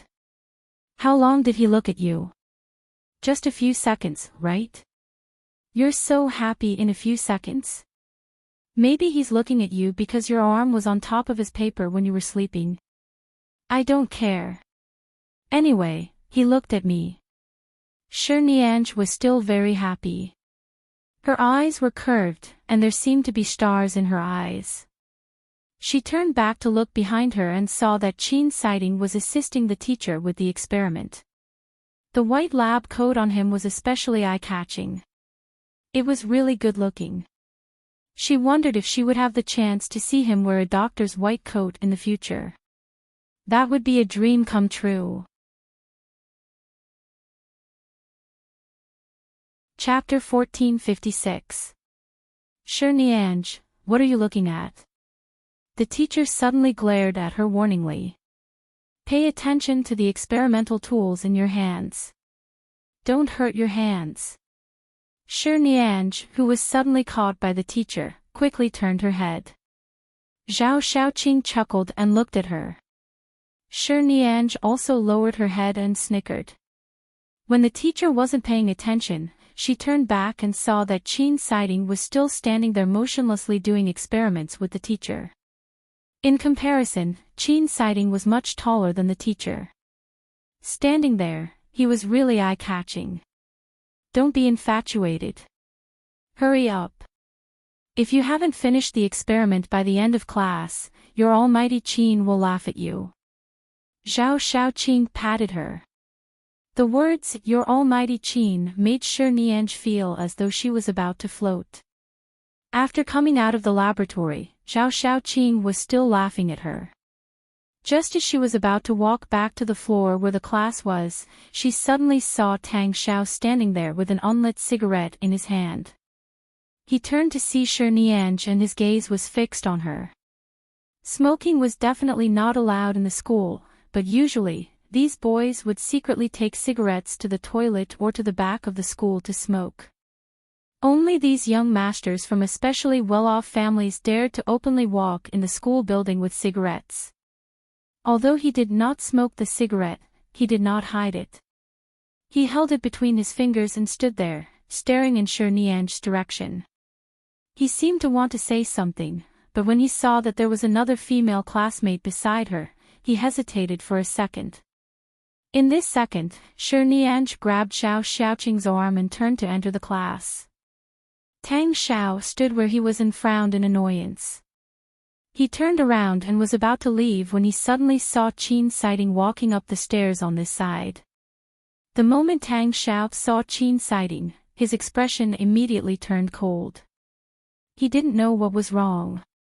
They were both in their third year of high school, and it wasn't like they had never met Qin Siding before. There had never been any disputes or conflicts between them. The two of them only existed in the discussions between the students in the school and had never interacted much. However, although Tang Xiao had a shadow in his heart over the deduction of points, it wasn't that serious. Why did he feel that something was wrong when he met Qin Siding these 2 times? He felt that the pressure was stronger than before. Almighty Qin. Tang Xiao knew how everyone usually called him, so he spoke politely. Qin Siding only glanced at him indifferently. He did not stop and directly walked past him. I heard that my girlfriend is your deskmate now. Tang Xiao looked at him and didn't beat around the bush at all. I say, Almighty Qin, we're not strangers anymore. Last time, you were the one who deducted my points. Look, I didn't even let out a fart. Now that my girlfriend has skipped a grade to your class, I'm just telling you. Since we're in High City First High School, give me some face and treat her more. Nian Nian's personality is very straightforward. If she's offended you in any way, tell me. Don't be like her. Qin Siding continued to walk forward without looking back. Tang Xiao was very unhappy and walked over. I say, Almighty Qin, we're not strangers anymore. Last time, you were the one who deducted those points. Qin Siding suddenly stopped in his tracks. Tang Xiao didn't expect him to stop and raised his brows. Girlfriend? Qin Siding looked at him indifferently. Or ex-girlfriend? Tang Xiao. A mouthful of turbid air suddenly surged in his chest. Didn't Qin Siding usually ignore everything outside the window? How did he know so much about Shernyan? In this month, other than being deskmates, could it be that they had any interaction? Tang Xiao pinched the cigarette in his hand. Just as he was about to speak, Qin Siding expressionlessly turned and entered grade 3 class 6. He did not even look at him.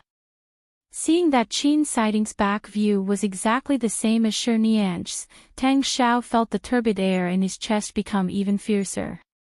Damn it, why would Nian Nian sit with such a cold-blooded animal? Letting her sit by Qin Siding's side, was he sure it wasn't psychological abuse to Shernyan? What was the teacher of class 6 thinking? After Shernyan entered the class, she sat at the back and chatted with Xiao Xiaoqing. There were still photos of the experiment results on her phone. The 2 girls were satisfied with the results of their experiment and their faces were filled with happiness. Seeing that Qin Siding had returned, Shernyan quickly turned around and put down her phone. She turned to look at him and saw that his eyes were clear and expressionless. It was clear that he did not intend to comment on her results in the laboratory. That's right. He was the only student who was qualified to do experiments with the teacher. Her and Zhao Xiaoqing's small results were nothing in his eyes. What could he say? But she still wanted to hear his praise. At this moment, the class monitor walked in from outside. As he walked, he turned back to look out. He happened to be coming to the back to collect everyone's exercise books. When he passed by Shernyan, he asked, Tang Xiao from class 2 is looking for you, right? He still hadn't left. Shernyan turned to glance at the class monitor. The class monitor had only casually asked and left. However, Nianj glanced sideways at the door of the class. If Tang Xiao hadn't left before the next class started and the teacher saw him, she didn't know what he would think. She was about to get up, but she didn't notice that her phone had been placed by the table. Because she got up, her phone fell. She subconsciously rushed to catch it, but an arm by her side caught the phone at a faster speed. She bent down too quickly and her chin hit his shoulder. Nianj raised her eyes and met Qianxiting's gaze. Most importantly, this posture was very, very close. It was as though they could feel each other's breathing in an instant. Zhao Xiaoqing almost screamed when she saw this from behind. Qianxiting turned his eyes away and placed his phone back on her table, not minding it at all. However, Nianj felt that her chin, face, and ears were rapidly heating up.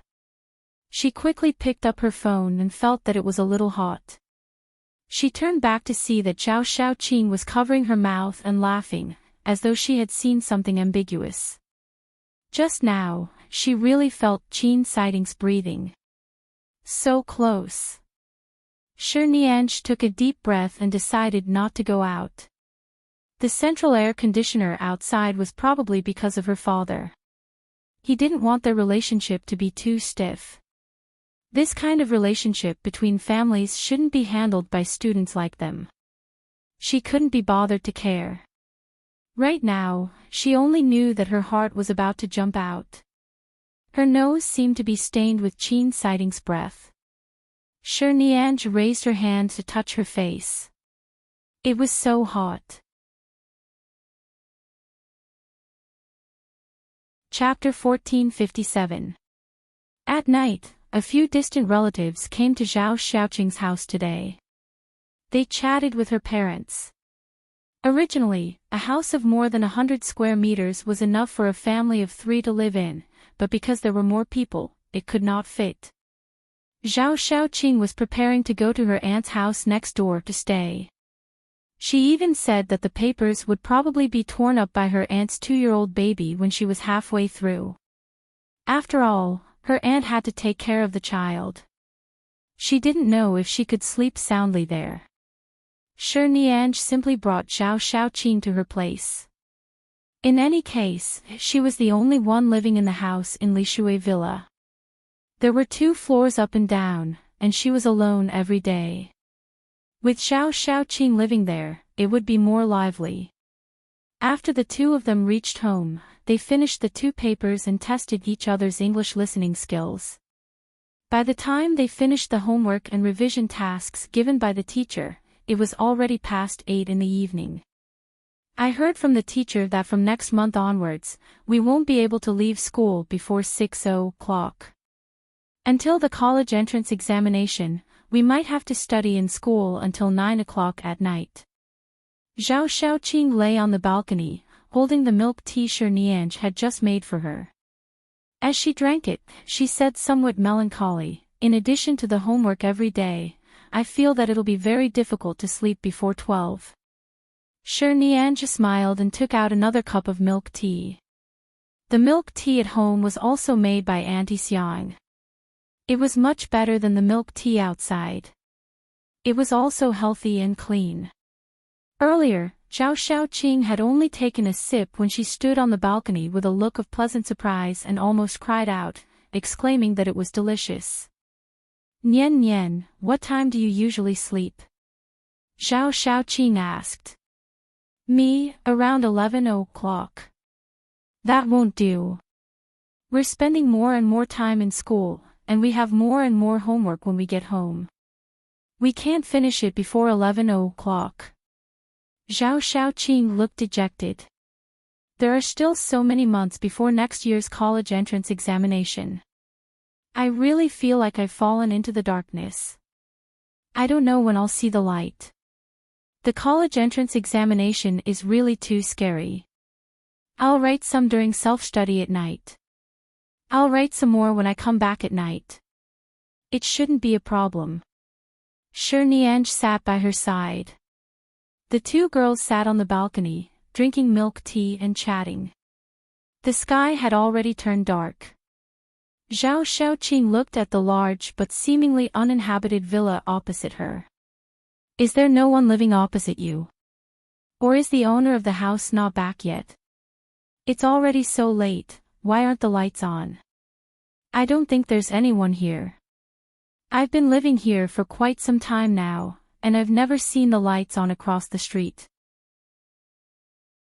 Shi Nianj saw that the milk tea in Zhao Xiaoqing's cup was almost finished and reached out to take it. Do you still want to drink? Zhao Xiaoqing looked conflicted. I still want to drink, but it's too late.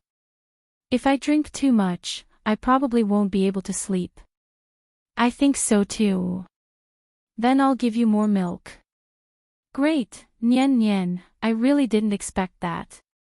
Your Shi family is also very famous in High City, but you actually have such a good personality and are so clever with your hands. Your house is also clean, and you don't have the temper of a rich young lady at all. When you grow up, if any man can marry you, it will definitely be a blessing that he has cultivated for several lifetimes. As Zhao Xiaoqing spoke, she followed her in. She stuck her head out and looked at the milk tea powder in Shi Nianj's hand. She pointed and said, more. Don't really put fresh milk in it. This milk tea powder tastes really good. If it really doesn't work, I'll drink another cup. At most, we'll lose sleep together tonight. The two of them played at home for a long time until they finished showering in the master bedroom and guest bedroom. Shi Nianj was about to go to the guest bedroom to see if she needed anything when Zhao Xiaoqing's scream suddenly came from the study next door. When Shi Nianj heard the heart-wrenching scream, she rushed to the study in fright. When she pushed open the door, she saw Zhao Xiaoqing sitting on the ground with a pale face. She stared at the complete human skeleton in her study in fear. Shi Nianj, Nian Nian, what is this? Why does your house have this? Zhao Xiaoqing was so frightened that she could not speak clearly. Her eyes were red. She stood up from the ground and quickly moved behind her to hide. Shi Nianj could clearly feel that her hands were cold from fright. Cough, I forgot that the guest bedroom is too close to my study. I should have closed the study door earlier. Shi Nianj looked at the human skeleton inside. Don't be afraid. It's just a skeleton. It's a real skeleton? That's right. A human skeleton. That's right. Zhao Xiaoqing's face turned green and she took several steps back. No, it's not a real human skeleton. It's just made according to the ratio of a normal human skeleton. Shi Nianj quickly said, Isn't my grandfather a medical scientist? I've been influenced by him since I was young. I've always liked medical things. This skeleton was a birthday gift from my grandfather when I was 15. It's rare to see a skeleton made of this material on the market. Many doctors have this kind of thing in their homes or offices. Don't be afraid. Even if it was fake, it was too realistic. Zhao Xiaoqing turned to walk out with a pale face. Shi Nianj quickly closed the door. Why don't you sleep in my bedroom? I'll sleep in the guest bedroom. If you're too close to the study, you'll be afraid when you sleep. It's fine. I'll be fine after a while. I was really shocked just now. Zhao Xiaoqing sat down on the sofa and patted her chest. She then looked at her in disbelief. Do you really plan to study medicine in the future? What's wrong with that? It's so tiring to study medicine. I heard that you can't graduate in 4 years. Even if you go abroad to study, it'll be very hard. Your family is in business. Don't you plan to study finance? I've been with my grandfather for too long. Many things are deeply rooted in me and even affect the direction of my life. I can't change them even if I want to. Zhao Xiaoqing found it hard to imagine what kind of mentality Shi Nianj, a girl who looked cheerful and sweet, had to calmly face such a terrifying skeleton in the study. Even if it was fake and not real bones, a very young girl lived here alone every day and did not change her expression when facing a human skeleton. It was hard to imagine how strong her heart was. At night, Zhao Xiaoqing still could not control the fear in her heart. After lying down for half an hour, she could not take it anymore and ran to Shi Nianj's bedroom to sleep. She did not plan on letting Shi Nianj sleep in the guest bedroom. After all, she was very afraid to sleep alone here. In the end, the two girls lay on the bed in the master bedroom. Each of them hugged a blanket and chatted until midnight. The next day, when they went to school, each of them had a pair of dark circles under their eyes. Chapter 1458. Zhao Xiaoqing stayed at Lishui Villa for 2 nights. After her relatives left, she immediately said that she wanted to scram back home to sleep. If there was nothing serious, she definitely wouldn't dare to sleep with her family's skeleton again. 2 days later, early in the morning, Shi Nianj went to school by herself. When she arrived at the school gate, she received a call from Uncle Qin, informing her that her parents would be returning home in a while. He also told her when he would come to pick her up. Shi Nianj was chatting on the phone when she suddenly saw Qin Sighting walking over from the shady road opposite her. She immediately walked toward him uncontrollably. After all, this was the first time she saw him before entering class in the morning. She could actually see the direction he had come from. Previously, she had only seen the black commercial car driven by his mother and the Qin family's driver, but she didn't know if Qin Sighting lived in the Qin family or lived outside. Or if he lived with a good brother in school. She didn't know if he drove to school or had a car. Today, she finally saw him and realized that he actually walked to school. He was already 18 years old, right? He should be able to get a driver's license and drive legally, right? The clean youth had the temperament of a man and a man. He was handsome and quiet, and when he walked, his long legs seemed to carry an immortal aura. No matter what, in her eyes, Qin Sighting carried an immortal aura. She quickly hung up the phone and leaned over to greet him.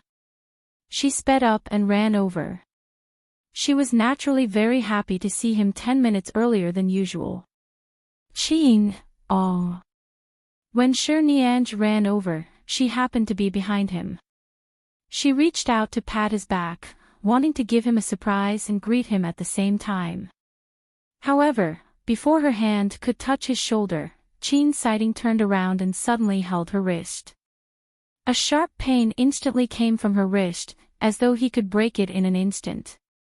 Seeing that it was her, Qin Sighting let go of her hand, but Shi Nianj covered her wrist in pain. She felt that if he had exerted a little more force, her wrist would have cracked. The pain caused a thin layer of sweat to appear on the tip of her nose. She held her wrist with one hand and looked up at Qin Sighting. With a bitter expression, she said, "I'm sorry. I should have told you in advance before touching you." Qin Sighting frowned slightly. At the same time, he saw that her wrist was already red. The expression on his face was clearly not happy. He did not know if it was because he was overly guarded, causing her wrist to turn red, or because of something else. "You go first. I won't touch you again. I'll leave later." She knew that Qin Sighting's strength was not small. Although he was fair and clean, such a tall boy must be very strong. Last time in the library, she had only thrown him there in a moment of desperation. In fact, it was very easy for him to dodge. She had thought about it later. Today, she had finally confirmed that Qin Sighting looked gentle, but he was actually a boy full of strength. It was just that the price to pay for this verification was a little high. In the future. Qin Sighting's voice sounded a little hoarse. She didn't know if it was her imagination, but she felt that he didn't sleep last night. Not only did his voice sound hoarse, but his eyes were also cold and tired. However, seeing her aggrieved and unable to blame him, his handsome brows furrowed slightly. He glanced at her wrist again. "Call me before you suddenly approach." As he spoke, he suddenly reached out and tugged her wrist over. He turned it back and forth to look at it. After confirming that it was only red and that it was probably just a physical pain, he let go. Nianj, on the other hand, recovered from the pain in her wrist and was then stunned by the remaining temperature on her wrist. She blinked. Before she could recover, she heard him ask, "Does it hurt?" She saw that Enchanting seemed to be frowning because of his defensive actions. At this moment, Nianj felt that even if her wrist was broken, it would be worth it. "It's fine. It just hurt for a while. It's fine now." Nianj quickly placed her still red wrist behind her back. Enchanting was still looking at her with a serious expression. Nianj smiled at him dryly and took the opportunity to take a closer look at his expression and gaze. "Didn't you rest well last night? You don't seem to be in a good mood." Enchanting no longer looked at her. He turned to walk toward the school gate. Hearing that she was following him, he answered in a low voice, "N." Nianj no longer felt the pain in her wrist. She even felt that the pain was too wonderful. Enchanting actually did not ignore her words. Even if it was just an "in," it could at least be considered a positive response to her idle chatter. When the two of them walked into the main entrance of the school, the nearby students turned their gazes over. Nianj felt that she was open and aboveboard, and there was nothing to avoid. Her gaze was calm, and her steps were also calm. Enchanting completely ignored those gazes. It could be said that he had never looked at anyone passing by and walked straight in. After entering the class, Enchanting went to the podium to put down the papers. Nianj went to her seat alone. When she lowered her head to put down her bag, she saw that her wrist was still red. It could be seen how powerful his grip was. Logically speaking, no matter how strong Enchanting was, he would not suddenly use so much strength just because someone suddenly slapped him early in the morning. His defensive state earlier, coupled with the fact that he did not seem to have slept much last night, she could not help but suspect that the Chen family, one of the so-called four big families in High City, was really like what others said. There were too many secrets in a wealthy family, and everyone was not as relaxed as they seemed. At the very least, Enchanting seemed to have many things that she could not guess, but he clearly seemed to be in the sunlight, which made her even more confused. Enchanting walked over. Nianj quickly straightened his table and chair so that he could sit down more comfortably. She then remembered that it was still very early and that the teacher would probably arrive in half an hour. She reached out and pulled the curtain slightly, just enough to block the sunlight from Enchanting's table. She thought that he might be able to rest on the table for a while. When Enchanting walked over, he saw her actions. He then caught a glimpse of her other careful actions. At the same time, he saw the mark on her wrist that had yet to fade when she went to pull the curtains. He did not say anything and only turned back to instruct the lifestyle committee member. The lifestyle committee member nodded in surprise and stood up to leave. Enchanting walked back to the table and sat down. In less than 10 minutes, the lifestyle committee member brought back an ice bag from the infirmary and gave it to Nianj, asking her to put it on her wrist. Nianj looked at the ice bag that suddenly appeared in front of her and turned to look at Enchanting in surprise. Seeing that he was flipping through his notes and not looking at her, her heart instantly swelled. Chapter 1459. How Xiuxia was a few minutes late today. After entering the class and sitting down, he saw that the teacher had yet to arrive. He quickly called out to Nianj from behind. "Nian Nian, quick, lend me the papers from last night to copy." My parents quarreled at home last night, causing me to go downstairs and wander around for half the night without doing my homework. Later, I was too sleepy and didn't write. Teacher Zhao will be here soon. Quickly lend it to me to copy. I promise I'll finish in 5 minutes. All right, I'll look for it. Shi Nianzhi turned back and saw Hao Xiuxia's anxious expression. She lowered her head and rummaged through her bag, but after searching for a long time, she couldn't find it. Wait a minute. Let me think where I put it. It seems to be in a book. I brought a lot of books today. Hurry up, old Zhao is coming. Every time Zhao Xiaoqing entered the class, she would hand in her papers immediately. Hao Xiuxia knew her habit. He knew that she didn't have any papers in her hands, so he could only look for Shi Nianzhi in front of her to save her. However, Shi Nianzhi did bring a lot of books today. She didn't know where she had placed them. Seeing how anxious the little fatty was, she said, "Why don't you copy Almighty Qin's papers first?" "All right. That's even better. Almighty Qin's accuracy is 100%. I'll just copy 2/3 of it. I'll just write the rest randomly. Old Zhao definitely won't find out that I copied it." Hao Xiuxia nodded repeatedly. Shi Nianzhi saw that Qin Siding, who was sitting by the side, heard her words but did not react. She picked up his bag and placed it on her lap. She opened it and searched. When the girl at the next table got up to pour water, she saw Shi Nianzhi's actions and said in surprise, "Classmate Shi, your relationship with Almighty Qin is so good? You can even rummage through Almighty Qin's bag." Shi Nianzhi did not find Qin Siding's papers, nor did she pay attention to the girl passing by. She turned to look at him. "Where's your paper?" Qin Siding sat there without batting an eyelid. He raised his chin slightly towards the podium. Shi Nianzhi's sluggish brain seemed to have finally recovered her memories. Yes, he seemed to have placed the test paper on the podium first. She was still holding his bag and placing it on her lap. Seeing that he could not borrow their papers, Hao Xiuxia hurriedly went to the side to borrow them from others.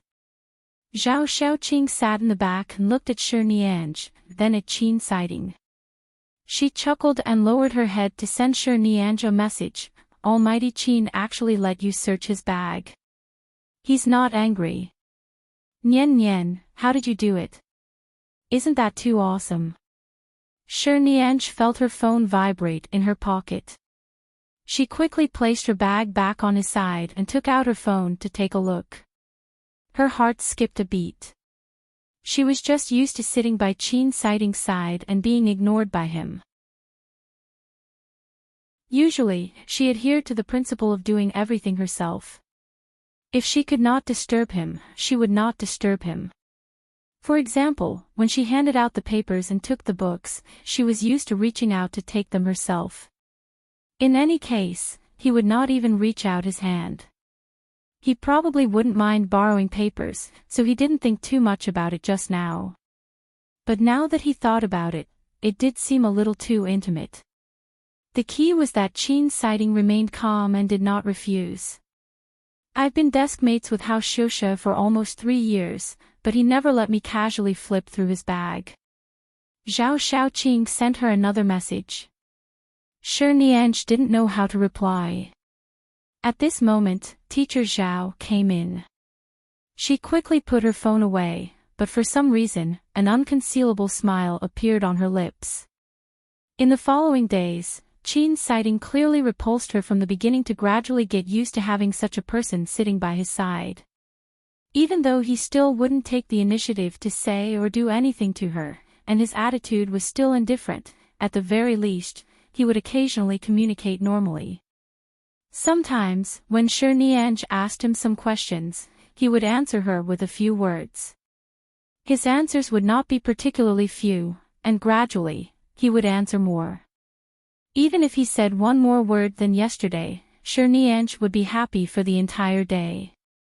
She had never thought that her thoughts would be completely occupied by one person every day. At Nian's age, she usually didn't have much to worry about. Other than her parents wanting her to study finance and medicine, there didn't seem to be anything that worried her too much in life. Using her parents was only a suggestion. They didn't force her to make a choice, so she didn't have anything to be unhappy about. Right now, her heart was filled with Qin sighting every day.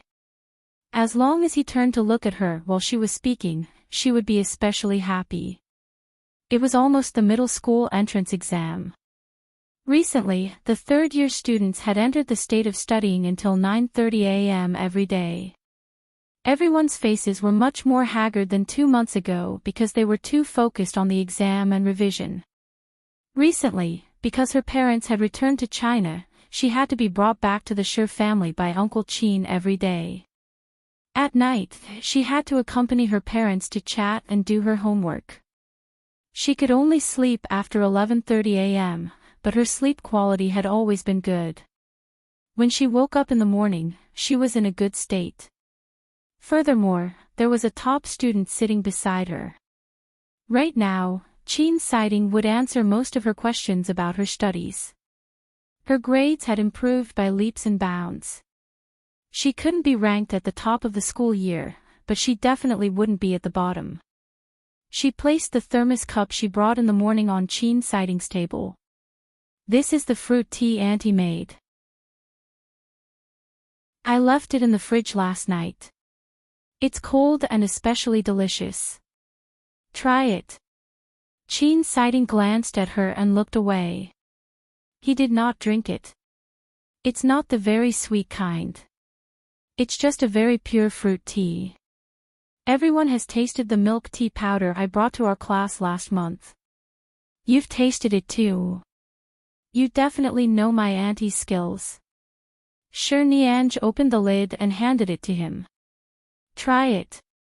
It's cold and refreshing. Qin sighting glanced at the lid in front of him and took a sip. Shi Nian smiled and closed the lid. I thought you'd like it, so I specially brought it. I saw that you don't usually drink coffee or milk tea, nor do you eat meat. You're more accepting of fruits and vegetables, so you'll definitely like this fruit tea. After drinking, Qin sighting made a light sound and did not say anything. Shi Nian was used to it. After a while, she said, "It's going to be the midterm exam soon. I haven't finished my second-year courses. I still don't know half of the third-year courses. I might have more questions in the next few days. Do you think I'm too talkative?" Qin sighting did not reply. Although he had replied quite a few times now, he did not reply every time. Speaking of this, Shi Nian was still quite depressed because she had yet to obtain Qin sighting's phone number.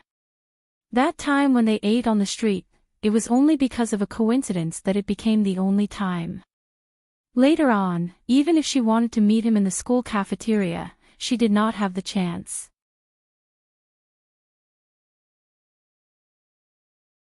Chapter 1460. Before the midterm exam, Shi Nian had endured for many days like everyone else. When the results came out, it could be seen that she had worked very hard. Previously, when she was in the second year of high school, her grades were only above average. When she was in the third year of high school, she could understand a portion of the curriculum and work hard to revise. In the end, she could obtain more than 100 points in the midterm exams. The teacher was already very satisfied with her current results and encouraged her to continue working hard. She wanted to take advantage of the remaining time to continue to take more remedial lessons and complete all the courses in the second and third years. This way, if her ranking could continue to rise during the final exam, the teacher would definitely not let her grandfather down. Without a doubt, Qin sighting's results were still first in the school year. It was said that he had been first in the school year for a long time. No one could shake this first place. According to Shi Nian's observation of him, she found that although he would listen in class, he was not overly focused like other top students, nor was he the type of person who lowered his head to focus on learning. He seemed to be blessed by nature and had an absolute ability to absorb all kinds of knowledge. In addition, he was also very serious. Unlike other rich kids who dawdled around every day, his life was bright, clean, and had an accurate direction. Gradually, he seemed to have become her wind vane in school every day. Then, look. The total score is 185 points lower than yours. Last month, when you lent me your notes to copy, I said that if I can reach the passing mark and exceed the estimated score by at least 50 points, you should give me your phone number. Look, I've exceeded quite a bit. You're right. Enchanting nodded. You're right. You're right. Enchanting did not answer. Although she was the one who suggested it and he did not speak or agree, he did not reject it. Enchanting had no choice but to compromise. How about this? During the final exam, if my results are more than 30 points higher than now, you'll give me your phone number. Enchanting did not look at her, as though he did not hear her. Enchanting did not want to be discouraged, but she still felt a little hurt. He clearly did not reject her at that time. It was just a phone number. It wasn't like she would disturb him. After the exam, it happened to be a rare 2-day weekend. Recently, the school had been too tight. They could only rest for half a day on Sundays. It was rare for them to have 2 days of vacation. Zhao Xiaoqing asked Enchanting out to shop. She was wearing a beautiful floral dress and held her arm as they walked. Didn't you do well in the exam this time? The teacher already said that you, a student who skipped a grade, was ranked in the top 300 of the school year. You've left all the students at the bottom of our class behind. Why are you still so listless? Who provoked you? Enchanting forced a smile. No, it's probably because in my current situation, I can only shake off the last few with this bit of ability. However, the hundreds of people in front of me still need to continue looking up to me. It's really too difficult to catch up. Thinking about it, I feel that what adults usually complain about is very reasonable. What is it? Students are the most tiring. When you grow up, you'll only feel tired because of the endless responsibilities and the burden of life. But when you're a student, you'll feel tired because of the combination of mental and physical strength. You'll have endless homework, endless revision, and endless grades. Tisk, haven't you always been extroverted? Why are you suddenly depressed? Zhao Xiaoqing smiled. Did you break up again? The so-called breakup in Zhao Xiaoqing's mouth was already Enchanting's normal state. For example, if Enchanting ignored her one day, or if she said something about being ignored by Enchanting, or if Enchanting went to the student cadre for a meeting and did not attend class, these could all be collectively referred to as Enchanting's breakup stage. More or less. Enchanting sighed. Zhao Xiaoqing could not help but laugh. I think you should change your target. Many boys in our class like you. Enchanting did not say anything. She just lowered her head to look at her phone. The class monitor had just sent her a registration form to hand in on Monday. It was a temporary vacancy in the cram school. Coincidentally, she had filled it in. She picked up her phone and began to fill in the form. In fact, Enchanting's views and methods on many things were frank and open. However, when it came to Enchanting's small and obscure love, she realized that she was actually quite cowardly. After filling in the form, the class monitor asked where she was. After filling in the form, the class monitor asked her where she was. She said that she was shopping with Zhao Xiaoqing outside. The class monitor asked if they needed a man to help them carry their bags. Enchanting helplessly smiled and replied, no. The class monitor was very regretful and wished her a good time shopping. Only then did the message chat end. After shopping for several hours, she did not buy anything. After all, she usually wore her school uniform for a longer time. She did not lack daily clothes, so there was really nothing to buy. Seeing that Shi Nianj had been listless, Xiao Xiaoqing invited her to the dessert shop to eat a chocolate donut before the two of them went home. During the rare 2-day break after the midterm exam, Shi Nianj's emotions could not come up. After shopping for a day, she returned home and stayed in seclusion. Occasionally, she would call her grandfather to report her academic results. Occasionally, she would look at some suitable learning materials that her grandfather had sent her. When she had nothing to do, she would look at the human skeleton in the study room and observe the position and composition of every bone. She did not feel sleepy even after counting them one by one. However, there seemed to be something pressing down on her heart. Her mind kept flashing with the image of Qin's sightings in different expression after seeing her results. She could only blame herself for not working hard enough. She dared to show off in front of him with her mediocre grades. It was already good that she did not get mocked by him. What encouragement could she hope for? He did not owe her anything, and there was indeed no need for him to encourage her. On Sunday night, Shi Nianj packed up her study materials and books. She had to return to school tomorrow. After showering, she lay on the bed and closed her eyes. Her mind was filled with Qin's sighting. She raised her hand and knocked her head. She should find time to help out in her grandfather's laboratory for a few more days to distract herself. She then recalled that she had yet to show her results to her parents. A while ago, after her parents returned to China, they returned to America after staying at home for half a month. Right now, it was daytime in America. She got up and took a photo of the papers with her phone before sending it to her parents. A few minutes later, she went to warm a glass of milk for herself and was about to drink it when she heard a message from her phone on the bed in the bedroom. She thought that her parents had replied to her after seeing her results. She drank the milk carelessly. After a long while, she slowly returned to the bed. She lifted the blanket and prepared to lie down. She picked up her phone and casually swiped it open to take a look. In the next moment, Shi Nianj's expression fell into an unprecedented emptiness and blankness. She even forgot to breathe. When she returned to her senses, she took a deep breath and stared at the unfamiliar number and text message on the screen. She saw that there were only 3 cold words on it: Qin sighting.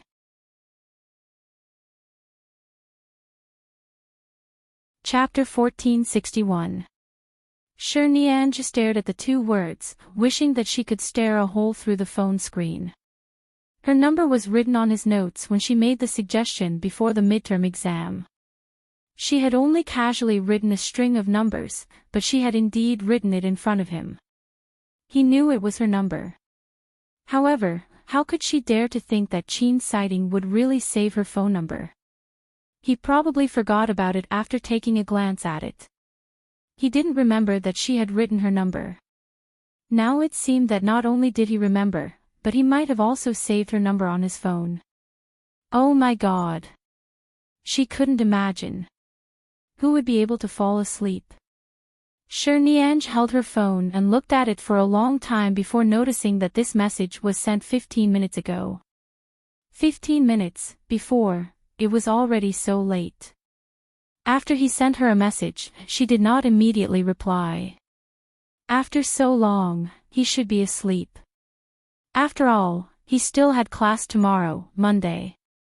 Furthermore, regardless of whether she replied or not, he probably wouldn't wait for her to reply. He only sent her a message to tell her his number. But what if he was waiting? After all, whether it was out of politeness or something else, she should reply. She hesitated for a long time and typed a long paragraph on her phone, but in the end, she deleted it. In the end, she only replied, "All right, I'll remember it. See you at school tomorrow." After sending the message, she hugged her phone and did not let go. She could not bear to put it down, nor could she bear to sleep. However, she was still sleepy. Furthermore, she knew that regardless of whether he was asleep or awake, he would definitely not reply to this message. After all, after so long, she understood his temper. It was already a miracle that he could send a message with his number. She had to be content. She closed her eyes and thought about it. In the end, she fell asleep in a daze. When she opened her eyes the next day, she thought that she had a dream. She quickly picked up her phone and flipped through the message records. When she saw the 3 words Enchanting from that number, her heart instantly relaxed. It was true. Last night, she was so excited that she forgot to save it. She quickly remembered the string of numbers and saved his name. Enchanting's name was saved into her address book. When she went to school, she saw that her male god, who had arrived early, was already sitting there. Dreamy walked over with a smile. After sitting by his side, she turned to look at him. The clean young man was only sitting there reading formulas during the morning self-study. He did not come to see her at all. It didn't matter if he didn't look at her. It didn't stop her from looking at him. She was now a little fangirl who had been treated to a meal by her idol and had his phone number. The midterm exams weren't as relaxing as she had imagined. Instead, the burden of studying became heavier. She was about to sprint for all kinds of mock exams, major and minor exams, and the final exam in 2 months. To put it simply, the 3rd year of high school wasn't suitable for dating at all. If you wanted to date, you didn't even have the time and energy to spare. At most, you could only hide your thoughts. Dreamy also calmed down a lot after obtaining Enchanting's number. She never called or sent him a message. She still maintained the state of sitting by his side in class every day. After a few exams, it was finally the end of the term. After the final exam results were released, Dreamy's score was 40 points higher than the midterm exam. Her ranking in the school year had also advanced by about 20 places. Although she was still ranked at the bottom, at least she had improved. She did not have the ability to be a top student. In addition, because she had skipped a grade, the teacher was still satisfied with her results. He even took some time out to ask her to go to the office and help her explain all the questions she had done wrong. This was to prevent her from encountering such a difficult problem in the next exam. Dreamy was also serious in her studies. Although she had been a little tired these few months, her ability to accept was considered strong. Even now, she did not feel any psychological pressure. It was almost winter break and the spring festival. The holidays for the 3rd year of high school wouldn't be too long. After the final exam, they still had to study in school for about a month. They would only be able to officially take a break when the new year was approaching, but the break was only about 20 days. It wasn't easy for her to finally be able to take a break. There were only 4 to 5 days left before the spring festival. Dreamy's birthday was in February of the Gregorian calendar, the first month of the lunar calendar. It happened to be her birthday during the holiday. The day before the holiday, Zhao Xiaoqing gave her a beautiful and exquisite crystal box, saying that it was a gift for her to come of age in advance. That's right. After this birthday, she would be 18 years old. Hao Xiuxia was a fat, straight man. He didn't know what to give her. After asking around, he heard that girls were all foodies, so he prepared a gift box for her. Dreamy held the box and looked at the pile of puffy food inside. She didn't know whether to laugh or cry, but she still accepted it. After school, she specially carried it home. As it was almost the spring festival, her parents were on leave. It was rare for them to fly back to spend the new year together. Dreamy placed the gift in Lishui Villa and followed Uncle Qin back to the Shi family. The Sher family had many relatives, but because her parents had moved out to live alone very early and rarely visited their relatives, there were only the three of them during the spring festival. Then, on the second day of the new year, they would go to her grandfather's place to accompany him. However, her grandfather was even busier than these young people. He only went for a day before he chased him back, saying that he found them noisy. Until Sher Nianj's birthday. After all, it was the day she came of age. Her parents had planned to hold a banquet for her and invite various partners in High City to hold a banquet for her coming-of-age ceremony, but she rejected them. Even though Sher Nianj had grown up in a good family, she did not like the deception in the upper class. What coming-of-age ceremony or banquet? It was just a place for these adults to talk. They could find any reason, but they could not let her be the reason.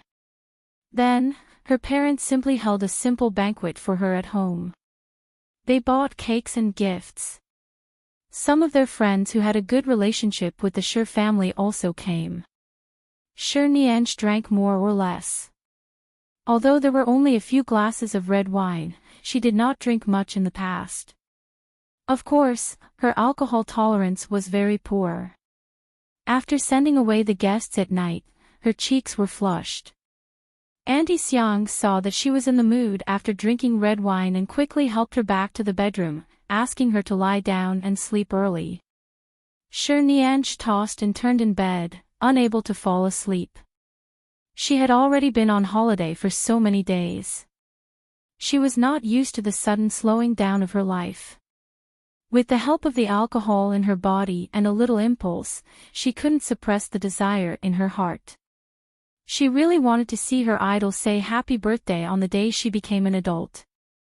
Even if it was just a few cold words, it would be good.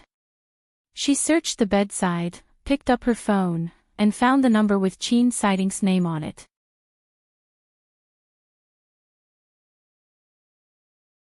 Chapter 1462. She stared at the string of numbers and the three words. She bit her lip and slowly slid her fingers back and forth on her phone. After thinking about it for more than 10 minutes, her remaining rationality forced her to retract her fingers. However, when she placed her phone back under her pillow and closed her eyes, she saw the string of numbers on her phone. She felt that she should do something, but what should she do? Even if she really sent a text message, what should she send? After dawdling for a long time, Sher Nianj took out her phone again. She stared at the number on the screen and sent 3 words, Enchanting. After sending it, she raised her head to look at the time displayed on the screen. It was already 10:30 p.m. It was winter vacation now. Unlike usual, everyone slept very late. According to a normal and healthy schedule, he must have already fallen asleep. However, she had already sent it. Even if he wasn't asleep, he probably wouldn't reply to her. However, she felt very satisfied after sending it. She placed her phone back on the bedside table and took a deep breath. All right, let's sleep. However, before she could fall asleep, her phone vibrated on the bedside table. Sher Nianj opened her eyes in a daze and looked at the phone above. When she saw that the screen had also lit up, her heart skipped a beat. Could it be, at this time? Would Enchanting reply to her? She abruptly sat up from the bed and quickly took her phone back. When she opened the screen, she felt as though her heart was about to jump out of her throat. She looked down and saw that it was really Enchanting. He really replied. Enchanting, ? A question mark. Although there were very few words, and it could be said that there was not even a word, only a punctuation mark, it was enough to shock Sher Nianj. A question mark. A question mark sent by Enchanting. Such a concise question mark definitely proved that it was really him. But since it was a question mark, it meant that she could continue replying. I'm not sleeping anymore. Sher Nianj pressed her phone against her heart for a while before quickly sitting upright on the bed. She held her phone and seriously looked at the question mark on it. She then began to carefully consider how she should reply. Then she slowly poked the screen with her finger word by word. Did I disturb your rest? She then carefully clicked send. Her phone soon vibrated again. He actually replied very quickly. No. I didn't disturb him. Then he shouldn't be reading or busy right now. Perhaps he was lying on the bed like her and hadn't fallen asleep yet. Rounding it up, it was equivalent to Almighty Chin lying down and chatting with her. She held her phone with one hand and quickly covered herself with the blanket with the other. She held her phone and muttered softly, calm down, calm down. I have to be calm. If this continues, I won't be able to continue chatting. What should she say now? Holding her phone, her face was full of sweetness but also a little distressed. Then, she bit her lip and replied, the weather in High City has been quite cold recently. Do you go out often during the holidays? Be careful of the cold. School will start in a week. Be careful not to catch a cold. She could not hesitate anymore. If she continued to dawdle like this, Chin's sighting might fall asleep. However, after sending it over, she looked at the content and regretted it. What did she post? What cold protection? What cold? She instantly covered her face and burrowed into the quilt, hugging her phone. She couldn't tell if she was upset or something, but there was a hint of sweetness in her heart. Her phone vibrated again. She lowered her head to take a look. It was another simple and cold word, N. She paused for a moment and glanced at the time. There was less than an hour and a half left until the end of the day. But in this hour and a half, he could fall asleep at any time.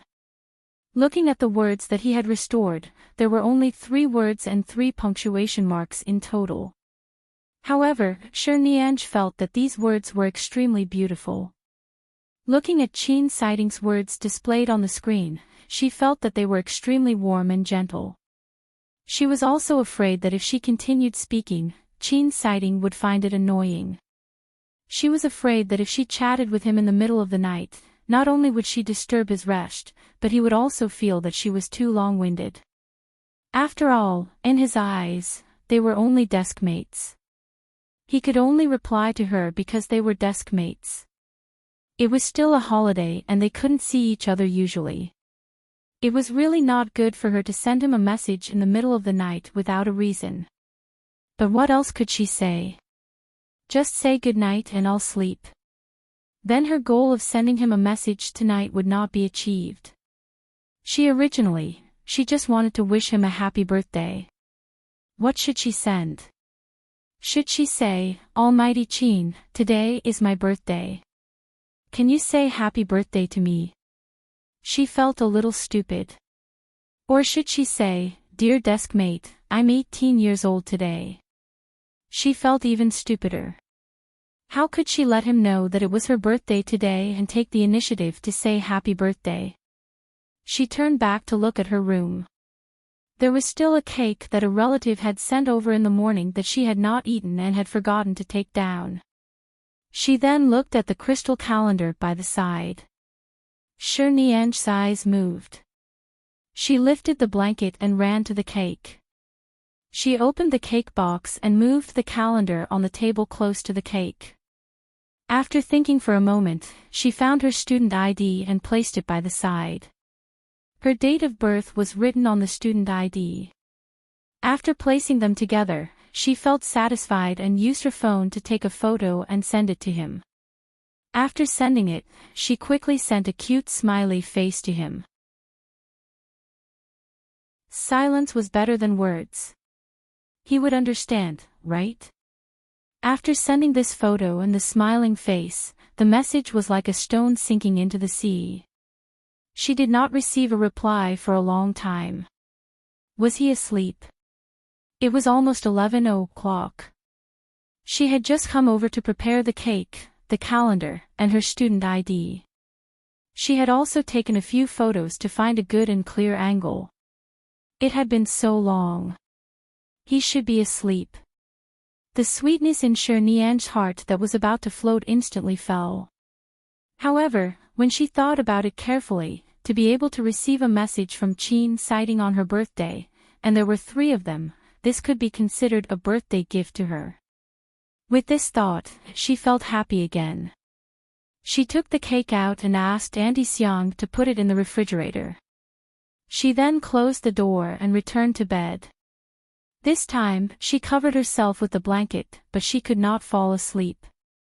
She had been wondering if he had seen her text message. Could it be that the photo had failed to be sent? He didn't see it. After thinking for a long time, she was afraid that he had really fallen asleep and did not dare to disturb him. After a few minutes, the phone in her hand vibrated again.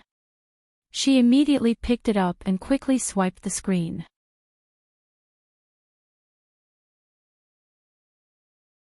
Chapter 1463. Qin citing, I just went to take a shower. Then, in less than 2 seconds, another message came in, Happy birthday. Happy birthday. Oh. Nian hugged her phone and rolled on the bed several times, unable to calm the joy in her heart. She looked at the 2 messages on the screen and childishly checked the words on the message. 10 words. There were 10 words on these 2 messages. He even wished her a happy birthday. Her life seemed to be complete at this moment. She resisted the urge to send him a string of She even added a hee before good night. It was mainly because she really could not express the joy in her heart. He should know that she was happy, right? This time, after sending it again, she thought that he would not reply, but he actually replied very quickly, good night. This time, she really couldn't sleep. Nianj placed her phone aside and remembered to charge it. She then lay back on the bed and opened her eyes to look at the ceiling and the beautiful chandelier above. Her mind kept thinking about how he would reply to her message. Was he going to take a shower? He replied to her before taking a shower, and then he replied to her after taking a shower. Was he wearing any clothes? Wait a minute, what was she thinking? Nianj raised her hand to hold her flushed face. She leaned against the pillow and took a long time to calm down. It was as though she was soaking in a honey pot. Although her phone was charging, Nianj still held it in her arms all night. In the middle of the night, she felt that her phone was a little warm from the charging. She put it back, turned over, and continued sleeping. She even had a dream. She dreamed that Qin sighting came out of the bathroom with only a white towel wrapped around his lower body. He picked up his phone and saw her photo. Then, his beautiful lips curled up slightly as he sent her 2 words, Happy birthday. How could it be such a beautiful dream? Even though she knew it was a dream, she didn't want to wake up. In the dream, she carefully observed the handsome boy and looked at his back. When he put down his phone and turned around, she was so scared that she quickly covered her eyes. However, at this moment, the dream mirror was shaken up by the noisy alarm. She suddenly opened her eyes, raised her hand, and pressed the alarm on her phone. She wanted to continue the dream, at least to finish the dream, but it was useless no matter how she closed her eyes. Nianj helplessly opened her eyes and picked up her phone to check the time. It was already past 6 in the morning. Every year, the day after her birthday, she would visit several relatives with her parents. Because it was still the first month of the spring festival, these days of visiting relatives would probably continue for another 2 or 3 days. 2 of his aunts lived far away in the neighboring province. Because it was a neighboring province, there was no need to fly there, so they had to get up early to drive there. She was about to put the phone back when she suddenly remembered what happened last night. She took it back and carefully opened the message page. She saw the messages from yesterday again. His words and hers were all inside, lined up as though they were chatting continuously. During the day, when she followed her parents to the neighboring province, Cherniange would occasionally take out her phone to look at the chat records. She was even afraid that her hand would slip and accidentally delete the records, so after looking at them for a while, she carefully turned them off to prevent them from being deleted. For the next few days, any unhappy things seemed to have disappeared. As long as she took a look at the message records, she would immediately be happy. School would start in a few days. She really missed the days when she could sit by Enchanting's side every day. 2 days before school started, her parents had to return to the company to start their busy schedule. This time, they were not flying to America but to the branch office in Singapore for 2 months. After that, they would continue to go to America. In short, she might not be able to find time to return before the college entrance examination. At night, as Cherniange packed her school bag for school the day after tomorrow, she thought about how she was about to see Enchanting again. There was a smile on her lips, completely unaffected by her parents' departure from the country. Even though he knew that because they rarely accompanied her, she was already used to the situation that they weren't in the country, and her parents going abroad wouldn't touch her switch of joy, anger, and sadness, he had never seen her so happy before school started. She had a smile on her face the whole night, even when she was eating. "What have you been smiling about all night?" Cherniange's adorable old mother, Madame Yongjinjin, could not hold it in any longer. No matter how much she did not accompany her daughter, she still wanted to care about her current life and study before she left. Seeing her mother push open the door and enter her bedroom, the smile on Cherniange's lips did not fade. "It's nothing. It's just that school is about to start. I'm in a good mood when I think about meeting my good friends and classmates." However, Madame Yongjinjin raised her brows and looked at her. She asked with a sensitive expression, "You've always had a good relationship with your former classmates. I've never seen you so happy when school started. Furthermore, this is the 3rd year of high school. Didn't you shout that you were pulled from heaven to hell overnight? Why are you so happy?" Cherniange thought for a moment. "Maybe it's because I've grown up. I feel that I can save a year of study time compared to others. It's like stealing a year. I'm a little happy. Enough of you." Madame Yongjinjin sat by her bed and pressed her unpacked school bag down. She then glanced at the phone she had placed by the bed. "Recently, I've seen you hugging your phone and laughing foolishly every day.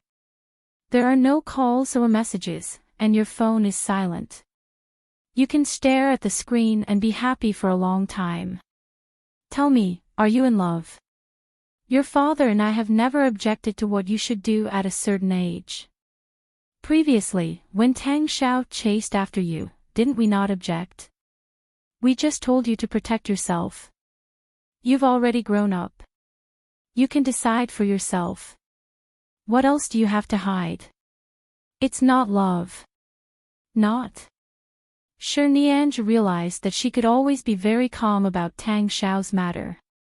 Just as her parents had said, at which age would something happen? 18 years old was not considered puppy love, but after all, they were still students, so some feelings could only be buried under the surface. Many of her peers would not be too embarrassed to share them with others. However, in front of her parents, she never had to hide these things. But towards Enchanting, she suddenly realized. She actually felt a sense of shyness. She didn't know how to describe it. She felt that even if she mentioned Enchanting's name in front of her mother, her heart would beat faster.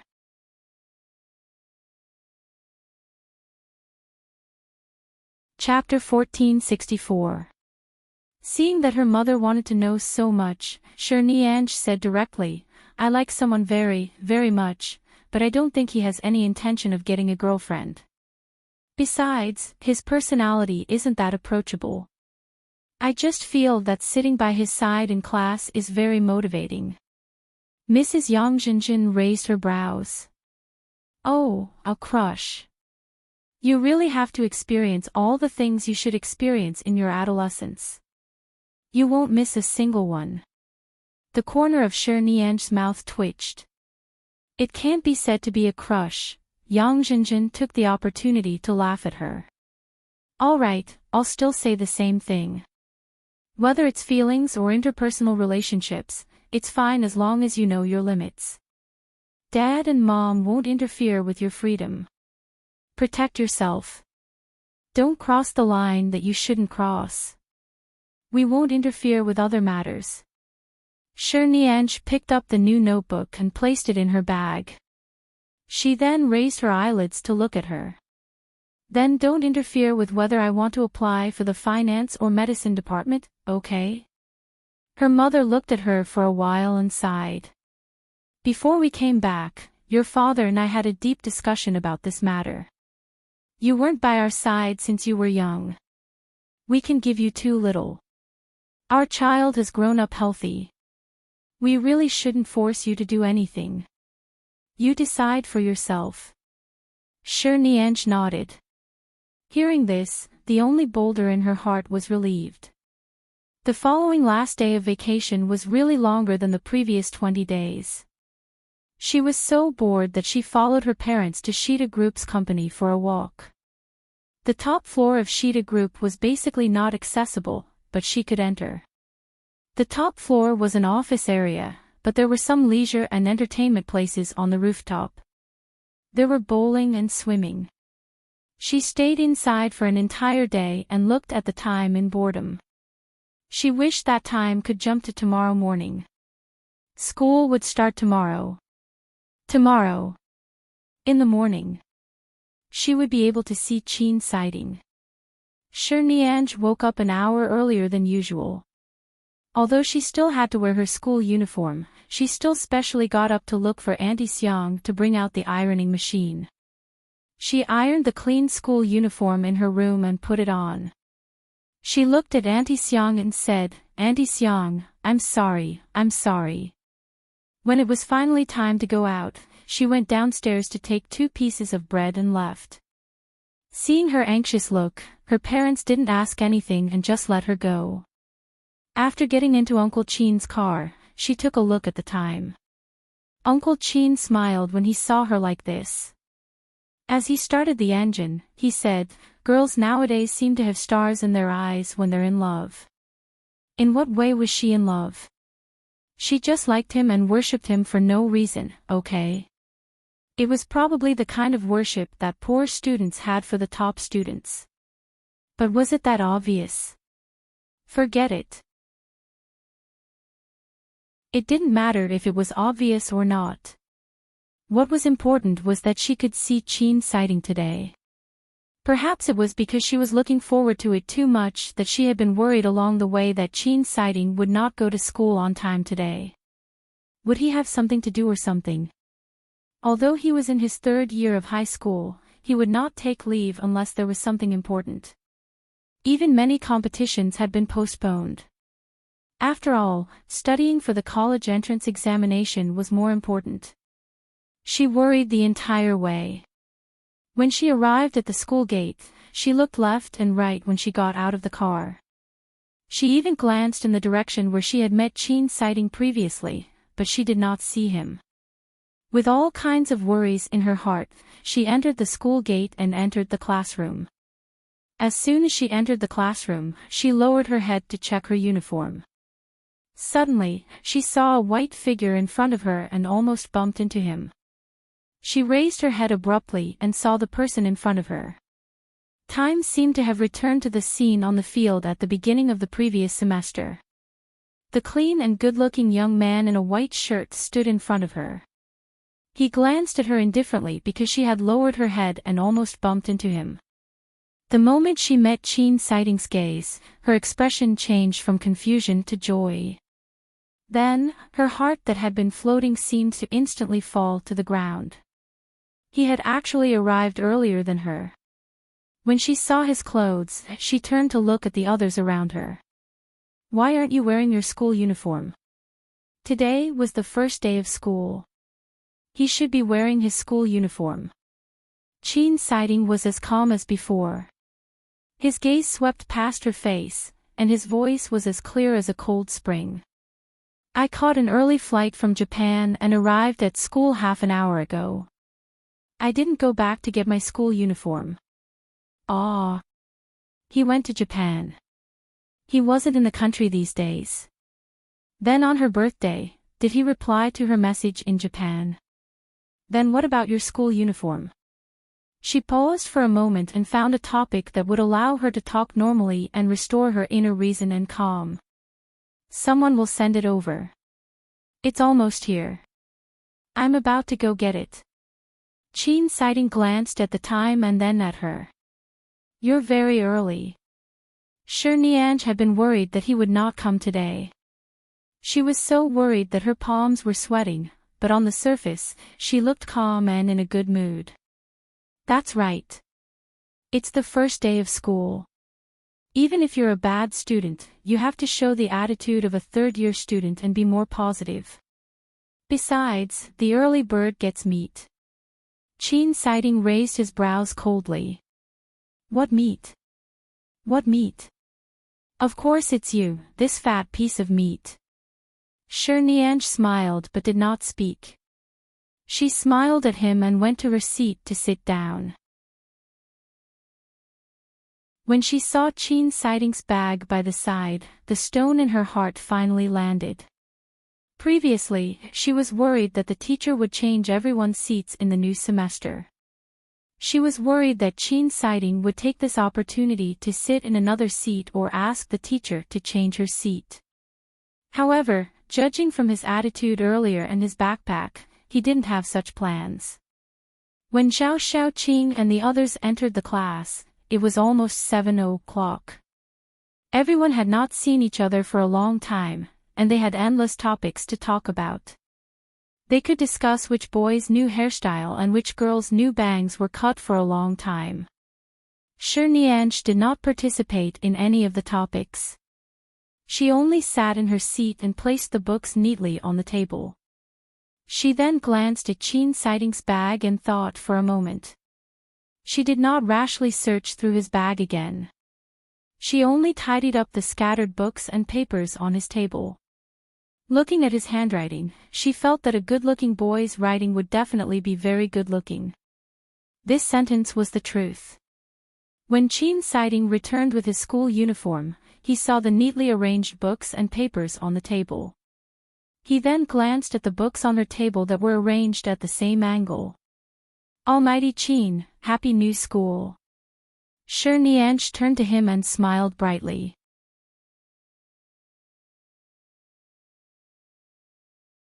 Chapter 1465. Seeing Enchanting sit down, Enchanting turned to look at him and used her eyes to describe his handsome and beautiful outline. She said, in the new semester, the teacher will rearrange the seats, right? I don't really want to change seats. Can the two of us not change?